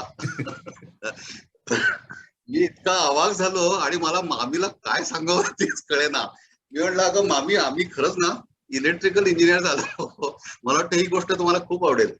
तर ते मामीने सांगितलं की आम्हाला ना इलेक्ट्रिकल इंजिनियर झालो तरी आम्हाला ह्या गोष्टी शिकवत नाही, ट्यूबलाईट, पंखे वगैरे हे रिपेअर करणं ह्या गोष्टी शिकवत नाहीत.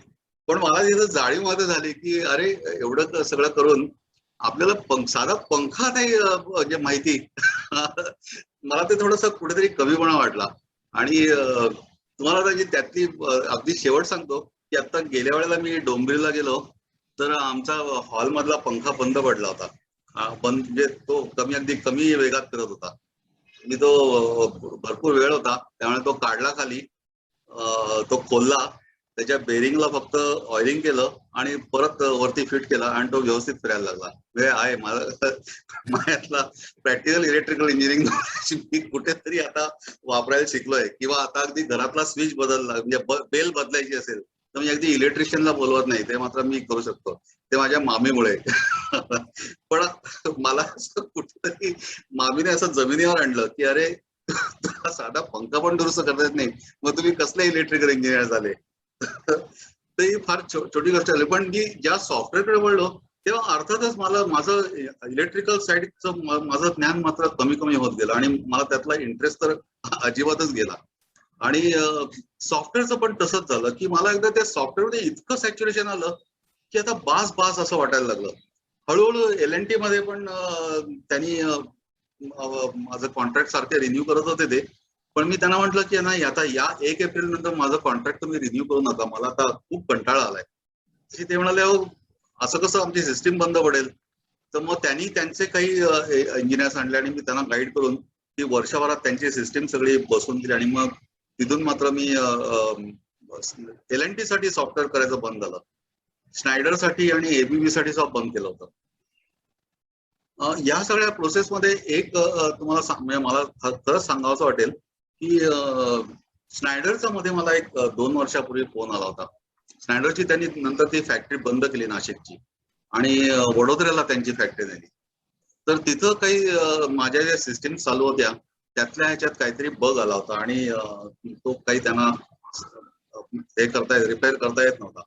तर त्यांचा मला फोन आला की अरे तुमच्या त्या सिस्टीम मध्ये थोडासा असं काहीतरी बग आलाय, तर तुम्ही येऊन करू शकाल का वडोदऱ्याला? तर म्हटलं वडोदऱ्याला येणं कठीण आहे, पण मी असं ऑनलाईन काय होत आहे का बघूया. तर त्याप्रमाणे पण त्या मला म्हणजे हे सांगावं असं अभिमानानं वाटतंय की त्या नाशिकच्या मॅनेजरने मला फोन करून सांगितलं की अरे साने त्या वडोदऱ्याच्या सिस्टीमकडे बघ आणि मुख्य म्हणजे त्यांना तो चार्जेस लावताना जरा व्यवस्थित लाव, कारण तुझे चार्जेस म्हणे खूप कमी असतात. तेव्हा माझ्या लक्षात आलं की आपल्याला असे चार्ज म्हणजे मला हे फक्त कधीही करता आलं नाही की आपल्या सिस्टीमचे चार्जेस कसे लावायचे हे मला नेहमी कोडं पडायचं की काय याच्यावर चार्जेस लावायचे ह्याचं मला नेहमी कोडं पडायचं. आणि मी खूप कमी चार्जेस लावायचो असं त्यांचं म्हणणं होतं. ते म्हणाले तुम्ही चार्जेस फार कमी लावता, ते स्नायडरला चांगले चार्जेस लावा तुम्ही, हा एक भाग. तर तेव्हा मला कळलं की अरे आपण चार्जेस जरा चांगले लावायला पाहिजेत. पर्टिक्युलरली या मल्टीनॅशनल सिस्टीमला त्यांच्याकडे भरपूर पैसा अलर्ट केलेला असतो सॉफ्टवेअर साठी किंवा कुठल्याही याच्यासाठी प्रोजेक्टसाठी. त्यांना आपण चांगला पैसा म्हणजे आपल्याला तरी ते कमी प्राइसिंग म्हटलं तरी त्यांना चांगला पैसा चार्ज केला पाहिजे असं मला तेव्हा म्हटलं खूप वाटायला लागलं. जस्ट एक मिनिट. एक मित्र होता, तो LNT मध्ये LNT इन्फॉर्मेशन टेक्नॉलॉजी सर्व्हिसेस मध्ये काम करत होता. तर म्हणजे आमच्या इकडनंच तो तिकडं ट्रान्सफर झाला होता. तर तो मला सारखा बोलवायचा की आमच्याकडे एकदा येऊन जा ना. ते काय करायचे, युएसच्या काही कंपन्यांमधनं ते काही ड्रॉइंग्स घ्यायचे आणि त्यांच्यासाठी ते जॉब वर्क करायचे. म्हणजे त्यांच्याकडनं डेटा यायचा त्यांच्याकडे आणि त्याच्यावर ते त्यांची ड्रॉइंग्स करून त्यांना पाठवायचे आणि त्यासाठी त्यांना ते चार्ज करायचे. तर डेटा प्रोसेसिंग थोडक्यात होतं ते. तर तो मला सारखा बोलत होता की अरे तू आमच्याकडे एकदा ये ना, तुझ्यासाठी भरपूर काम आहे इकडं. तर मी मात्र ते इग्नोर करत होतो. तर एकदा मी त्याच्याकडे गेलो, असाच फिरत गेलो. तर त्याने चहा पिता पिता मला त्या सगळ्या सिस्टीम दाखवल्या आणि म्हणाला हे करता येईल का आपल्याला कॉम्प्युटराइज. म्हटलं हो येईल की करता. तर मी त्याला असं अगदी बोलता चालता त्याला त्या 2-3 दिवसातच त्याला ती सिस्टीम सगळी डेव्हलप करून दिली. इटन नावाच्या अमेरिकन ह्याच्यासाठी ते हे करत होते, पॅनल ड्रॉइंग्स करत होते. जे त्यांच्याकडनं त्यांचा सेल्सचा डेटा यायचा, त्याच्यावरनं त्याची ती प्रोडक्शनची ड्रॉइंग्स करायची आणि ती त्यांच्या फॅक्टरीला पाठवायची. त्याच्याप्रमाणे त्यांच्या फॅक्टरीमध्ये प्रोडक्शन व्हायचं. तर म्हटलं हे का नाही होणारच, कारण इटनची अमेरिकन तरी असले तरी त्यांच्याकडचा जो डेटा यायचा तो एकदम प्युअर असायचा, म्हणजे चांगला डेटा असायचा, त्यात कुठे मिस्टेक नसायची, म्हणजे पंचिंग मिस्टेक वगैरे तर अजिबातच नसायची आणि चांगला प्युअर डेटा असायचा. तर त्याच्यावरनं ड्रॉइंग्स एकदम अचूक व्हायची. तर तो मित्र एकदम खुश झाला आणि त्याला मी मला या मागच्या अनुभवातनं मी त्याला 1.5 लाख रुपये चार्ज केले. त्याने एकदम हसत खेळत विदाउट एनी निगोसिएशन लगेच देऊन टाकले 1.5 लाख रुपये. तर मला तोपर्यंत मी अजूनपर्यंत म्हणजे अजूनही गेलेलं नाही, मी US UK ह्याच्यात गेलेलं नाही मी कधी. तर मला असं कुठेतरी वाटायचं की अरे आपण एकतरी अमेरिकेला फेरी मारून यावं असं मला कुठेतरी मनात वाटायचं. तर मी त्याला म्हणायचो अरे प्रदीप मला तुमच्या ह्याच्या सॉफ्टवेअरवर एकदा पाठव अमेरिकेला. म्हणाला पाठवू पाठवू असं मला तो नेहमी म्हणायचा. तर एकदा मी तो म्हणाल त्याच्याकडे गेलो असाच, तर तो म्हणाला की अरे इटनचे हे येणार आहेत, साहेब येणार आहेत, तर त्यांना त्यामुळे आमच्याकडे जरा थोडस हे आहे, काय कामाचा लोड खूप आहे, तर तू आत्ता येऊ नको. म्हटलं ठीक आहे, पण त्यांना तू आपलं सॉफ्टवेअर दाखव ना. तो म्हणाला बोलू आपण त्याच्याशी. तर पुढच्या वेळेस मी गेलो तर त्याला विचारलं अरे तू त्या इटनच्या साहेबांना दाखवलं का आपलं सॉफ्टवेअर. तर तो म्हणाला नाही. म्हटलं का. तर माझी अशी आशा होती की तो त्या सॉफ्टवेअरकडे त्या इटनच्या यांना दाखवेल आणि मग ते इटनचे लोक म्हणतील अरे वा किती छान सॉफ्टवेअर आहे, मग या माणसाला बोलवून घ्या वगैरे, असं मला खूप आशा होती. तर तो म्हणाला छे मी त्यांना नाही दाखवलं, अशी मिस्टेक मी कशी करेन. तो म्हणलं म्हणजे काय. तो म्हणाला अरे तुझं जे आम्ही सॉफ्टवेअर घेतलं त्याच्यावरनं काय होतं, ऍक्च्युली त्यांची सिस्टीम होती की यांच्याकडनं जे डेटा यायचा त्याच्यावर त्यांची ऍक्च्युअल ड्रॉइंग करायला त्यांना 30-35 दिवस लागायचे एका प्रोजेक्टचे ड्रॉइंग करायला. तर ती माझ्या सॉफ्टवेअर मधून अक्षरशः 2-3 दिवसात तयार व्हायची. तर ते बाकीचे दिवस म्हणाला नाही, त्यांना मी दुसऱ्या प्रोजेक्ट ट्रान्सफर केले लगेच बाकीच्या इंजिनियर्सना, त्यांच्याकडनं दुसरं काम करून घेतो. मग म्हटलं अरे दाखवायचं की त्या साहेबांना हे काम, त्यांना आवडलं असतं. थोडं नाही नाही असं नाही, आम्हाला जे बिल मिळतं इटनकडनं ते मॅन अवर्सवर मिळतं, म्हणजे आम्ही त्यांना 35 मॅन मंथ्सवर आम्ही त्यांना बिलिंग करतो, ते मी कशाला बुडू. मी नाही त्यांना दाखवणार ते. त्यामुळे माझं सॉफ्टवेअर काही त्याने त्या इटनच्या माणसाला दाखवलं नाही. त्याने अशी माझ्याकडनं चिक्कार अशी सॉफ्टवेअर करून घेतली. तेव्हा म्हटलं अरे ह्याला 1.5 लाख नाही, याला 15 लाख म्हटलं चार्ज करायला पाहिजे होते, असं मला खूप वाटायला लागलं. पण त्याने काय मला शेवटपर्यंत अमेरिकेची फेरी काही घडवली नाही. अर्थात मलाही काय त्यात फार असं हे नव्हतं, पण असं एकदा कधीतरी टुरिस्ट म्हणून जाऊन यायचं माझं स्वप्न मात्र भंग पावलं ह्याच्यात. पण मला असं फार कुठेतरी वाटलं की अरे मी लोकांना जे चार्ज केले असे पैसे ते फार कमी चार्ज करत होते. हे मला फार शेवटी म्हणजे माझा जे उद्योग बंद करायचे शेवटी मला कळलं. नाही तर माझा असं मला अमेरिकेत वगैरे असा बंगला दिसला असता, पण ते होणं नव्हतं आणि मी भारतातच राहणं हे भागध्येय होतं. पण आता ते मला अमेरिकेत जायचं वगैरे स्वप्न माझं कधीच नव्हतं. त्या कुठे कुठल्या तरी फॉरेन कंट्रीमध्ये जाऊन राहायचं मला कधीच असं वाटलं नाही. मला भारतात राहायचं किंवा भारतीय अन्न, एक तर शाकाहार, आम्ही शुद्ध शाकाहारी. एकदाच मी जर्मनीला गेलो तेव्हा माझे खूप हाल झाले. त्यामुळे परत काही मी युरोपमध्ये जायचं डेअरिंग केलं नाही. मला एकतर ते मांसाहार वगैरे काही करणं शक्यच नाही. मी उपाशी राहिलो, अक्षरशः 15 दिवस उपाशी राहिलो मी. आणि जेव्हा आलो तेव्हा मी म्युनिचहून हिला माझ्या बायकोला फोन केला, तिला सांगितलं तू पहिला वरण भात कर. आणि रात्री तिने 2:30 वाजता मला वरण भात करून घातला. वरण भात, तूप, मीठ, लिंबू, त्या मला कुठेतरी बरं वाटलं. तर सांगायची गोष्ट मी असं कुठे फॉरेनमध्ये जायच्या वगैरे भागडीत नव्हतं. आणि त्यानंतर माझं सॉफ्टवेअरकडे पण थोडंसं असं दुर्लक्ष व्हायला लागलं आणि मला त्यातला इंटरेस्टच कमी होत गेला. शौनकचंही लग्न झालं, अर्थात त्यालाही माझ्या उद्योगात कुठे असा इंटरेस्ट नव्हता किंवा मी त्याला कधी असा फोर्स केला नाही की तू माझ्या उद्योगात आहे. त्यानेही असा प्रयत्न केला नाही. माझी अशी अपेक्षा होती की त्याने काहीतरी नवीन करावं आणि नवीन ह्याच्यात त्याने स्वतःचा जम बसवावा, तो त्याने बसवला. त्यामुळे तो पण ह्या उद्योगात यायची शक्यता नव्हती. त्या म्हटलं आता बास झालं. आता म्हटलं हे किती दिवस करणार आपण सॉफ्टवेअर. मग पूर्वीपासून मी घरी गोंदवलेकर महाराजांचे प्रवचन वाचायचोच. त्यात कसं झालं की माझा पार्टनर आणि शरद मोने हे दोन गृहस्थ मला माझ्या आयुष्याने, त्यांनी माझ्या आयुष्याला खूप मोठी कलाटणी दिली. मग माझा पार्टनर हा एवढा भाविक होता, तो गजानन महाराजांचा भक्त. त्यामुळे तो ऑलमोस्ट दर 2-3 महिन्यांनी शेगावला जाऊन यायचा. तो म्हणजे सद्गुरू भक्तीकडे खूप अगदी वळलेला. मी मात्र म्हणजे घरी प्रवचनाचा ह्याच्या पलीकडे मी कधी शेगावला कधीही त्याच्याबरोबर गेलो नाही, किंवा तसा इंटरेस्ट पण दाखवला नाही. पण मग मला असं वाटायला लागलं की अरे आपण ही नुसती प्रवचन वाचतो, त्यात मला मग खूप गोडी यायला लागली अशी की ह्या म्हणजे कुठेतरी व्हाईड अशी तुमच्या जीवनात निर्माण होणं फार हे चुकीचं आहे. कारण नेहमी empty mind is always devil's workshop. त्यामुळे असं ठरवलं की आपलं मन कुठेतरी गुंतवायचं चांगल्या ठिकाणी. आणि रोटरीमध्ये तर माझा फारसा कल दिसत नव्हता, त्यामुळे मी ते रोटरी तर बंदच करून टाकलं प्रकरण आणि या सद्गुरू भक्तीकडे वळलो मी. आणि त्या वेळेला मला चांगले चांगले मित्र ह्या क्षेत्रातले भेटत गेले. आम्ही पदयात्रा काही केल्या अशा, गोंदवले पंढरपूर, त्या पुणे गोंदवले. त्याने मला म्हणजे या सद्गुरू भक्तीकडे मात्र मी वळलो आणि त्याकडे मात्र मी मागे वळून बघितलं नाही. आणि याच्यात मी इतका रमलो की मला मग त्या दुसऱ्या कुठल्याही फील्डमध्ये जास्ती इंटरेस्ट वाटेनासा झाला. त्या ह्या फील्डमध्ये इतका इंटरेस्ट वाटायला लागला की मला बाकीच्या फील्डमध्ये जास्ती क्षेत्र व्यतीत राहावं असं, वेळ व्यतीत राहावं असं कधीच वाटलं नाही.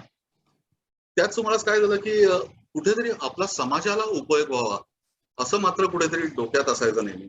आणि माझा स्वतःचा, स्मिताचा म्हणजे माझ्या बायकोचा आणि माझे जे काही जवळचे नातेवाईक होते असे काही मोने साहेब धारकर वगैरे म्हणजे माझा पार्टनर, यांचे पोर्टफोलिओ मी स्वतः मॅनेज करायचो. त्यामुळे त्या फील्ड मधली थोडीशी माहिती होती, चांगली माहिती होती आणि ते चांगले त्यात कुठेही असं खोट आली नाही कधी. ते सगळे पोर्टफोलिओ चांगले नेहमी चांगल्या प्रगतीपथावर होते, त्यांना कधी तोटा झाला नाही. तर ते मला एकदा मोने साहेब म्हणाले, अहो तुम्ही असं या फील्डमध्ये तरी का नाही आता घुसत. तर म्हटलं ठीक आहे बघूया प्रयत्न करून. तर तरी पण असा व्यवसाय म्हणून करावा असं मात्र माझ्या डोक्यात कुठेही नव्हतं. त्याच वेळेस काय झालं, आमच्या शेजारी एक राहत होते, एक फिटर राहत होता. तो एका प्रिंटिंग प्रेसमध्ये फिटर होता आणि तो रिटायर झाला. तर त्याला बरीच रक्कम अशी लमसम मिळाली, जवळपास त्याला कधी 30-35 लाख रुपये मिळाले. आणि ते कुठे ठेवायचे तर बँकेत ठेवायचे, म्हणून तो बँकेत गेला. तर बँकेत त्याला तेव्हा लोकांनी सांगितलं की अहो तुम्ही बँकेत एवढे पैसे ठेवू नका, आता डिपॉझिटवरचा इंटरेस्ट रेट खूप कमी कमी होत चाललाय आणि कोऑपरेटिव्ह बँकाचं काही खरं नाही, तर तुम्ही बेटर वे दुसरा काहीतरी अव्हेन्यू शोधा, एवढे रक्कम एकदम एका ठिकाणी ठेवू नका. तर त्याच वेळेला त्याला हे मोने साहेब भेटले आणि त्यांनी त्याला माझ्याकडे डायरेक्ट केला. तर मी त्याला सांगितलं की मला माहिती असलेला एकमेव मार्ग म्हणजे म्युच्युअल फंड.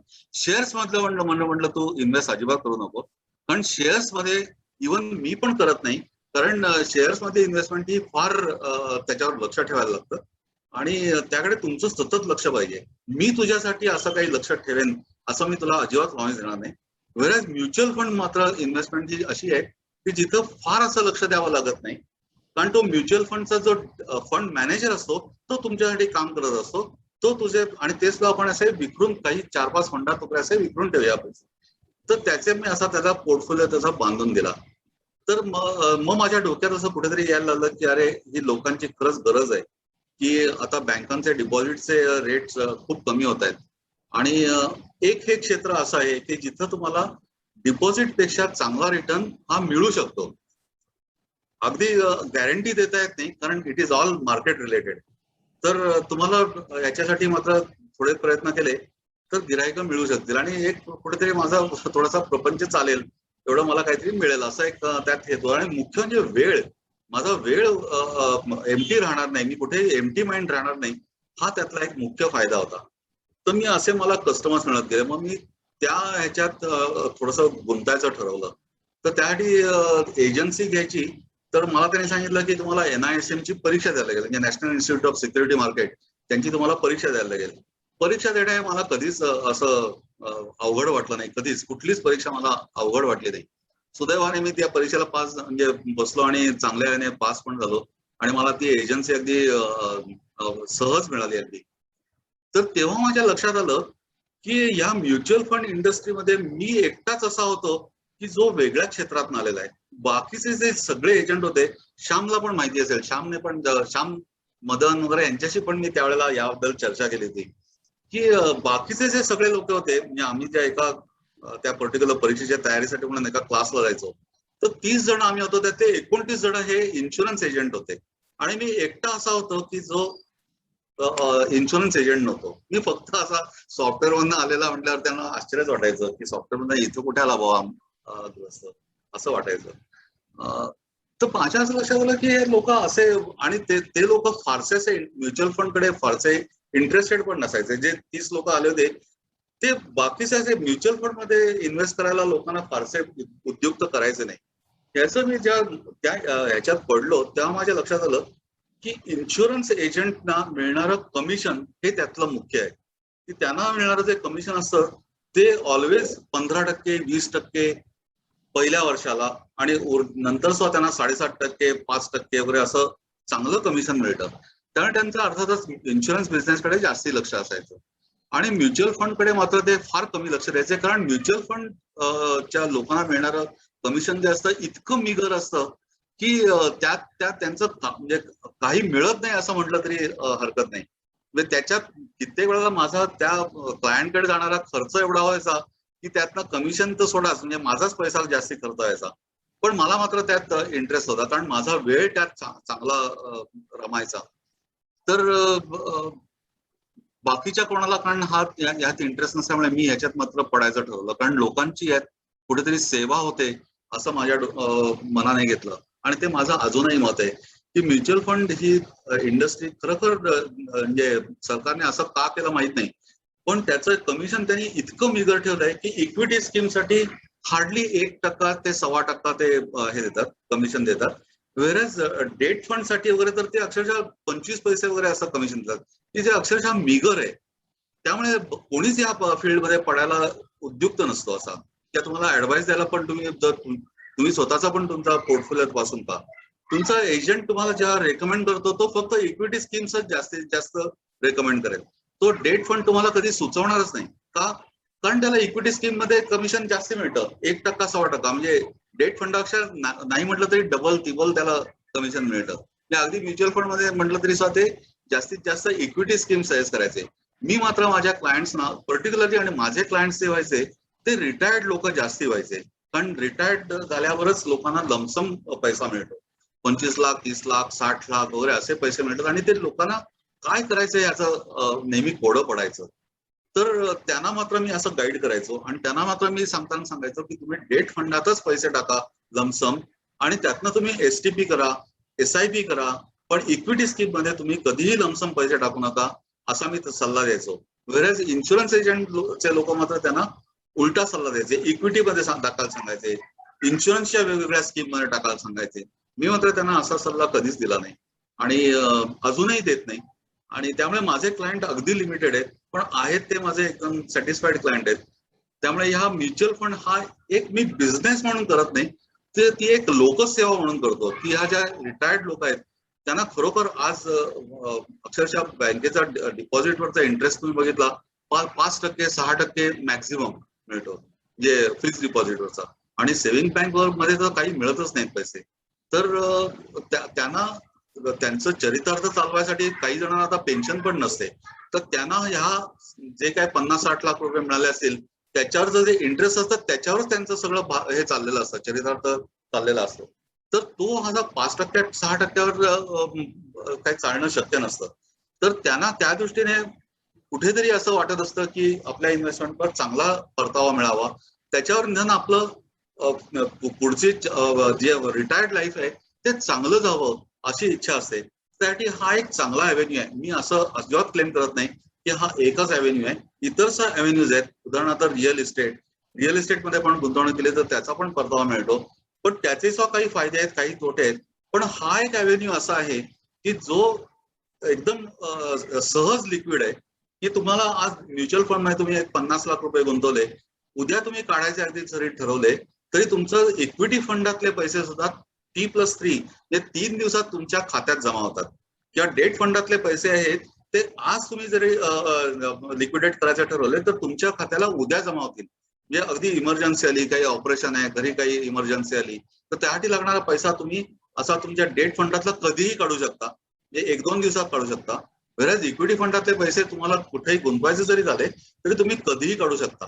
तर म्हणून मी हा म्युच्युअल फंड हा व्यवसाय न करता एक लोकसेवा म्हणून करायचो. आणि त्याच्या बरोबरीने जे काही माझे ज्येष्ठ नागरिक मित्र आहेत त्यांची इतर पण काही कामं असायची, म्हणजे त्यांना आता उदाहरणार्थ ऑनलाईन काही करणं जमायचं नाही, म्हणजे ऑनलाईन फंड ट्रान्सफर किंवा ऑनलाईन काही त्यांना असं काही करायचं असेल, साधं चेकबुक मागवायचं तर ते त्यांना जमायचं नाही. आणि या लॉकडाऊन मध्ये अशा बऱ्याच लोकांना मी अशी मदत केली.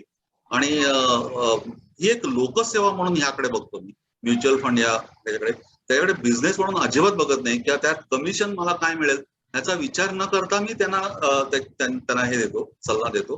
त्यामुळे तसे माझे जे आहेत ते क्लायंट नाही आहेत, ते माझे मित्र आहेत, सगळे आमचे फॅमिली फ्रेंड्स झालेले आहेत. तर असा माझा थोडक्यात प्रवास होता म्युच्युअल फंड आणि सद्गुरू भक्तीकडचा. सद्गुरू भक्तीमध्ये मी आता पूर्णपणे रमलेला आहे. त्याकडे माझे चांगले मित्र आहेत की ज्यांच्या सहवासात मला खूप आनंद मिळतो. आणि माझा दिवस मी कधीही रिकामा नसतो. मुख्य म्हणजे अगदी सकाळपासून रात्रीपर्यंत मी स्वतःला बिझी ठेवण्यात हे असतो.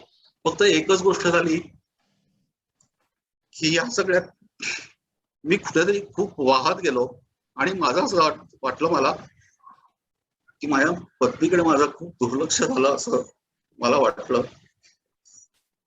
त्यामुळे मी फक्त थोडासा व्यथित झालो. पण ती व्यथा बाजूला ठेवून मी आता माझं सगळं जे आयुष्य आहे ते ह्याकडे जास्तीत जास्त हे करणार आहे. की हे मात्र माझी चूक झाली. माझा हा नेहमीचा असा हे आहे की मी एखाद्या गोष्टीत खूप इंटरेस्ट घ्यायला लागलो की त्यात इतका इंटरेस्ट घ्यायचो की घरी माझं लक्ष राहायचं नाही त्याकडे माझं. आणि मला घरी लक्ष देणं खूप जरूर होतं. मला माहिती होतं माझी बायको आजारी आहे, तिच्याकडे लक्ष देणं मी खूप गरजेचं आहे हे मला माहिती असून मी तिच्याकडे माझं दुर्लक्ष खूप झालं. याची मात्र मला कायम खंत लागून राहील. पण तरी सुद्धा मला सद्गुरू भक्तीच त्यातनं तारून नेईल याचा मला खूप विश्वास आहे. आणि त्याकडेच माझं जास्तीत जास्त लक्ष असेल. लोकसेवा कशा तऱ्हेने करता येईल त्याकडे माझं जास्तीत जास्त लक्ष असेल. आता कुठल्याही तऱ्हेने पैसा मिळवण्यासाठी मी मात्र काही करत नाहीये. मला सगळं लक्ष माझं आता सद्गुरू भक्तीकडे अशा तऱ्हेने लागलेलं आहे. अशा तऱ्हेने माझा हा जीवन प्रवास झाला. फारसा इंटरेस्टिंग नाहीये पण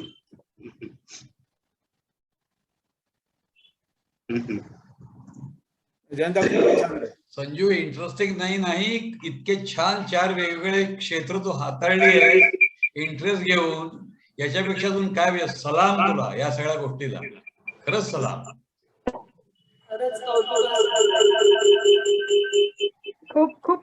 खूपच अगदी प्रेरणादायी प्रवास झाला तुझा. खूप छान वाटलं ऐकायला.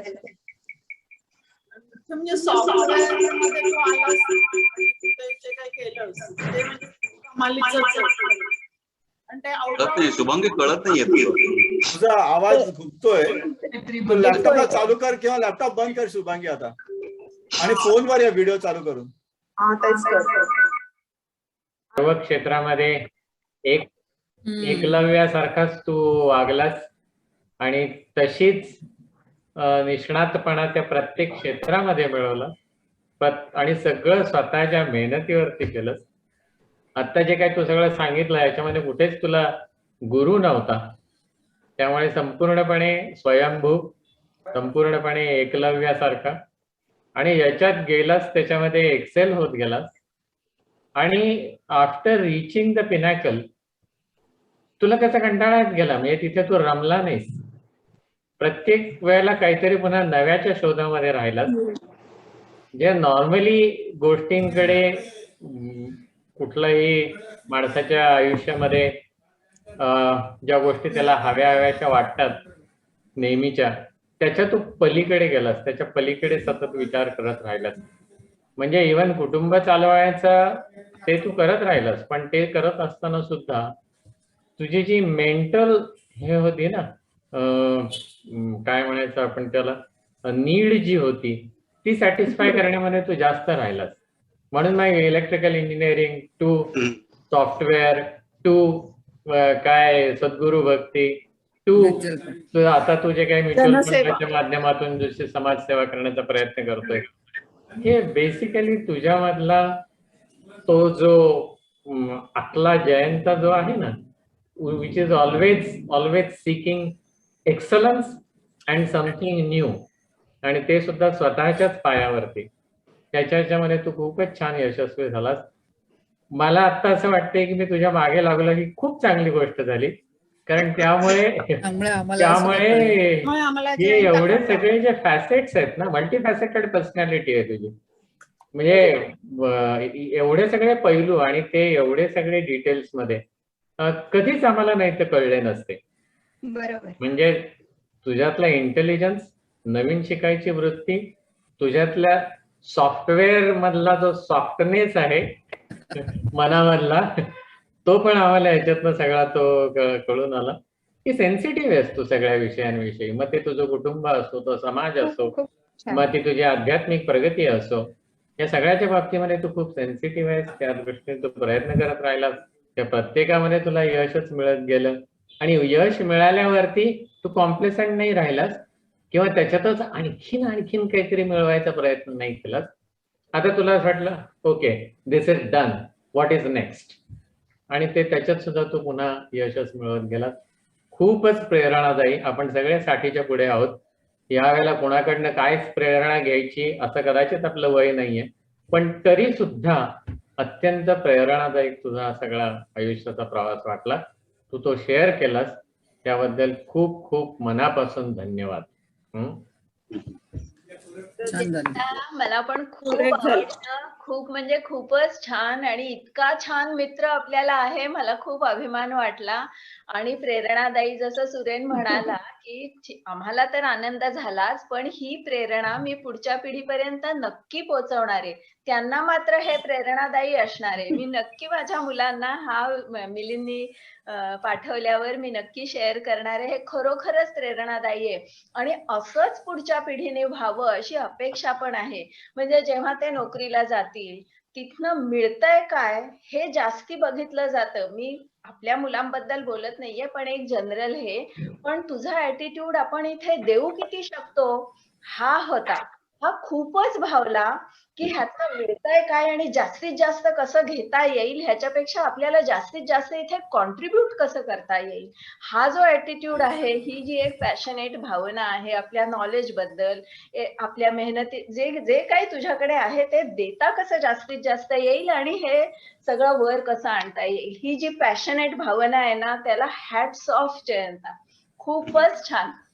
आणि खरंच आज हे आपण असं बसलो नसतो तर हे कळलं नसतं. हे तुझे पैलू खरोखर समजले नसते सगळे. खूपच छान. म्हणजे शेतीचे पण काही प्रयोग केले, शेतीचे पण प्रयोग केले. वेगळे पैलू. शेतीचे प्रयोग मात्र माझे अगदी पार बसले. इस्रायलला जाऊन ते शेतीचे प्रयोग हळद वगैरे केली, ते मला म्हणजे आठवलं, तू आपण बोललो होतो. हो, पण नाही म्हणजे कुठेतरी मी पण तुझा सल्ला घेतला होता एकदा दोनदा. तेच मी तुम्हाला यश सांगितलं, माझं अपयश सांगितलं नाही. त्यातलं एक अपयश ते होतं की मी शेतीचे पण प्रयोग केले. मध्ये जेव्हा काही अशी व्हॉइड निर्माण झाली, तेव्हा ती व्हॉइड निर्माण होऊ नये म्हणून मी जी काही क्षेत्र अशी निवडली, त्यात एक क्षेत्र होतं आणि ते म्हणजे शेती. त्यासाठी मी एक शेत पण विकत घेतलं होतं. पण त्यात जेव्हा माझ्या मिसेसने जेव्हा सांगितलं की मला याच्यात अजिबात इंटरेस्ट नाही, तेव्हा मात्र मी त्यातनं दूर व्हायचं ठरवलं की नाही, मला असं काही कुठे अट्टाहासाने काही करायचं नाहीये. ती जर येणार नसेल, ती जर येणार असेल तरच मला त्यात इंटरेस्ट आहे. त्यावेळी मी मात्र ठरवलं की ती जर येणार नसेल तर मला त्यात अजिबात इंटरेस्ट नाही, म्हणून तो मात्र मी गाशावून, आणि त्यात मला खूप अपयश पण आलं. मला जे अपेक्षित होतं की फार पटापट सगळं होईल तसं काही झालं नाही, आणि ते मात्र म्हणजे शेती ह्याच्यात मात्र मी पूर्णपणे अपयशी ठरलो. अशी काही माझी अपयश मी तुम्हाला सांगितली नाहीत, म्हणून सगळं तुम्हाला खूप छान छान वाटलं. अरे अशी खूप शेती अपयश पण आहेत. मेहनत चालायचं शेती रे. मेहनतीशी रिलेटेड आहे आणि तुझी आहे. बुद्धी वापरण्याचं तुझं बरोबर. कौशल्य आहे. आपण त्यामुळे बुद्धिवादी तू जास्त आहोत. प्रोग्रेसिव्ह आहेस आणि परत स्टॅग्नंट होऊ शकत नाही. प्रवाही बरोबर. आहेस, प्रवाही. बरोबर. अजूनही आणि तुला शेती- खूप पुढच्या गोष्टी मिळतील जयंता. हो पुढे पुढे. Yes let us hope. खूप नक्की. सुंदर आता सुंदर प्रवास शिवाजी तुझा, सॅच्युरेशन नाही कुठेही. खूप सुंदर. नाही, कारण बेसिकली जयंता वाटतं. तुझ्या स्वभावातून हे दिसलं की तू प्रत्येक वेळेस स्टेटस को चॅलेंज केला. यू सी म्हणजे एखादी गोष्ट रिपिटेटिव्ह का करायला लागते, तर ती कशी अवॉइड करता येईल, तू स्टेटस को त्याच्यातून काहीतरी नवीन मार्ग काढलेला आहेस. तर त्यामुळे आता जीवनात तुला कधी स्टॅग्नेशन असं कधी येणार, स्टॅग्नेशन येणाराचा स्वभावच नाही. कारण नाही येणार. ते आलं की लगेच तू ते चॅलेंज करतोस and you find a way to come out of that and which is always a better than what it was earlier. Definitely it's inspiration. हो बरोबर. आणि सुरेश- तो सुरेन, अलिप्त आय पण डोंट होऊ अग्री विथ शकतो. यू. मी सुरेन, त्याचं आय डोंट बघते. अग्री विथ यू दॅट आपण 60 वर्ष झालो आता हो. घेण्यासारखं नाहीये, असं नाही. जोपर्यंत आपण जिवंत आहोत हा. तर आपण प्रेरणा घेणारच, खूप आपण प्रेरणा. विद्यार्थी आहोत आणि शिकतच जाणार कायम.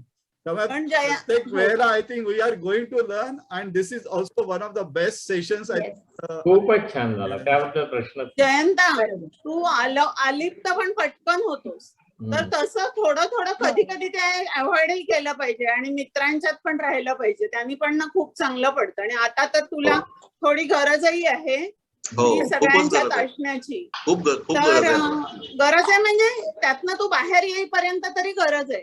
तर हो, तू सगळ्यांच्यात राहा असं पण मला वाटतं. आणि हो. सद्गुरू भक्तीविषयी तू जास्त सांगितलं नाहीस हा, ते फार थोडक्यात केलंस. तर ते तुझं कसं दिनक्रम किंवा काय तू करतोस किंवा कसा जातो वेळ ते, किंवा काय विचार करतोस ते तू काही विशेष सांगितलं नाहीस. सद्गुरु पण तुझ्या- भक्तीविषयी आपण बोलणं चुकीचं आहे. स्मृती पण मला बोलतोस तू. अनुमोदन देईल की सद्गुरु भक्ती ही सद्गुरूंनी सांगितलं पाहिजे. मी त्याविषयी काही बोलणं चुकीचं आहे. म्हणजे मी त्यात मी काही केलं तर इनफॅक्ट मला हे सगळं सांगण्यामागे थोडंसं रिलक्टन्स यासाठीच होता. सुरेनला मी ते सांगितलं पण की मी केलं मी हे केलं असं मला कुठेतरी फार वाटत होतं आणि हे होऊ नये असंही मला वाटत होतं. म्हणून मी सुरेनला म्हणत पण होतं की रिलक्टंट आहे मी हे सगळं सांगायला. नाही रे जयंत, काय असतं माहितीये, नाही. आता बघ हे कळलं म्हणून आपण, तू बोललास म्हणून हे सगळ्यांना कळलं ना. नाही तर आपण नुसतंच वरवर भेटतो. हो आपल्याला तो माणूस कळत नाही की काय त्याचं कसं पुढे आला किंवा काय घडत गेलं. हे उलट हो. सुरेननी इतकं सुरेख सुरू केलं ना. नाही सुरेनने प्रत्येक जण छानच मोकळेपणाने बोलला आणि त्यामुळे हो. कळलं आपल्याला. पुढच्या महिन्यासाठी मला व्हॉलेंटियर हवाय. तारीख ठरवा. नाही पुढच्या नाही महिन्यासाठी व्हॉलेंटियर पाहिजे. पण आता सुम्या ऐक ना सुरेन, सुम्या आहे ना, सुम्या ठरवा. ऐक ना, सुम्या आहे ना, ती ना खरी चांगली हे होऊ शकते. अगं आहेच आहे, माझी आणि तिची नाही खूप मी तिच्याशी इंटरॅक्शन आहे. बोलते, ऐक हा, आणि ती एखाद्या विषयावर ना नक्कीच बोलू शकेल असं मला प्रश्नच गॅरंटी आहे. नाही, प्रश्नच फक्त नाही. तिने मनाची तयारी केली पाहिजे की मी बोलू शकते. हो स्मृती छानच बोलते. छान In fact, छान बोलते, छान लिहिते पण. तिचा अभ्यास छान खूप आहे. लिहिते तिचाही ती. खूप छान अभ्यास लिहिते, आहे. हो. लिहिते. मनात खूप असतं पण आणि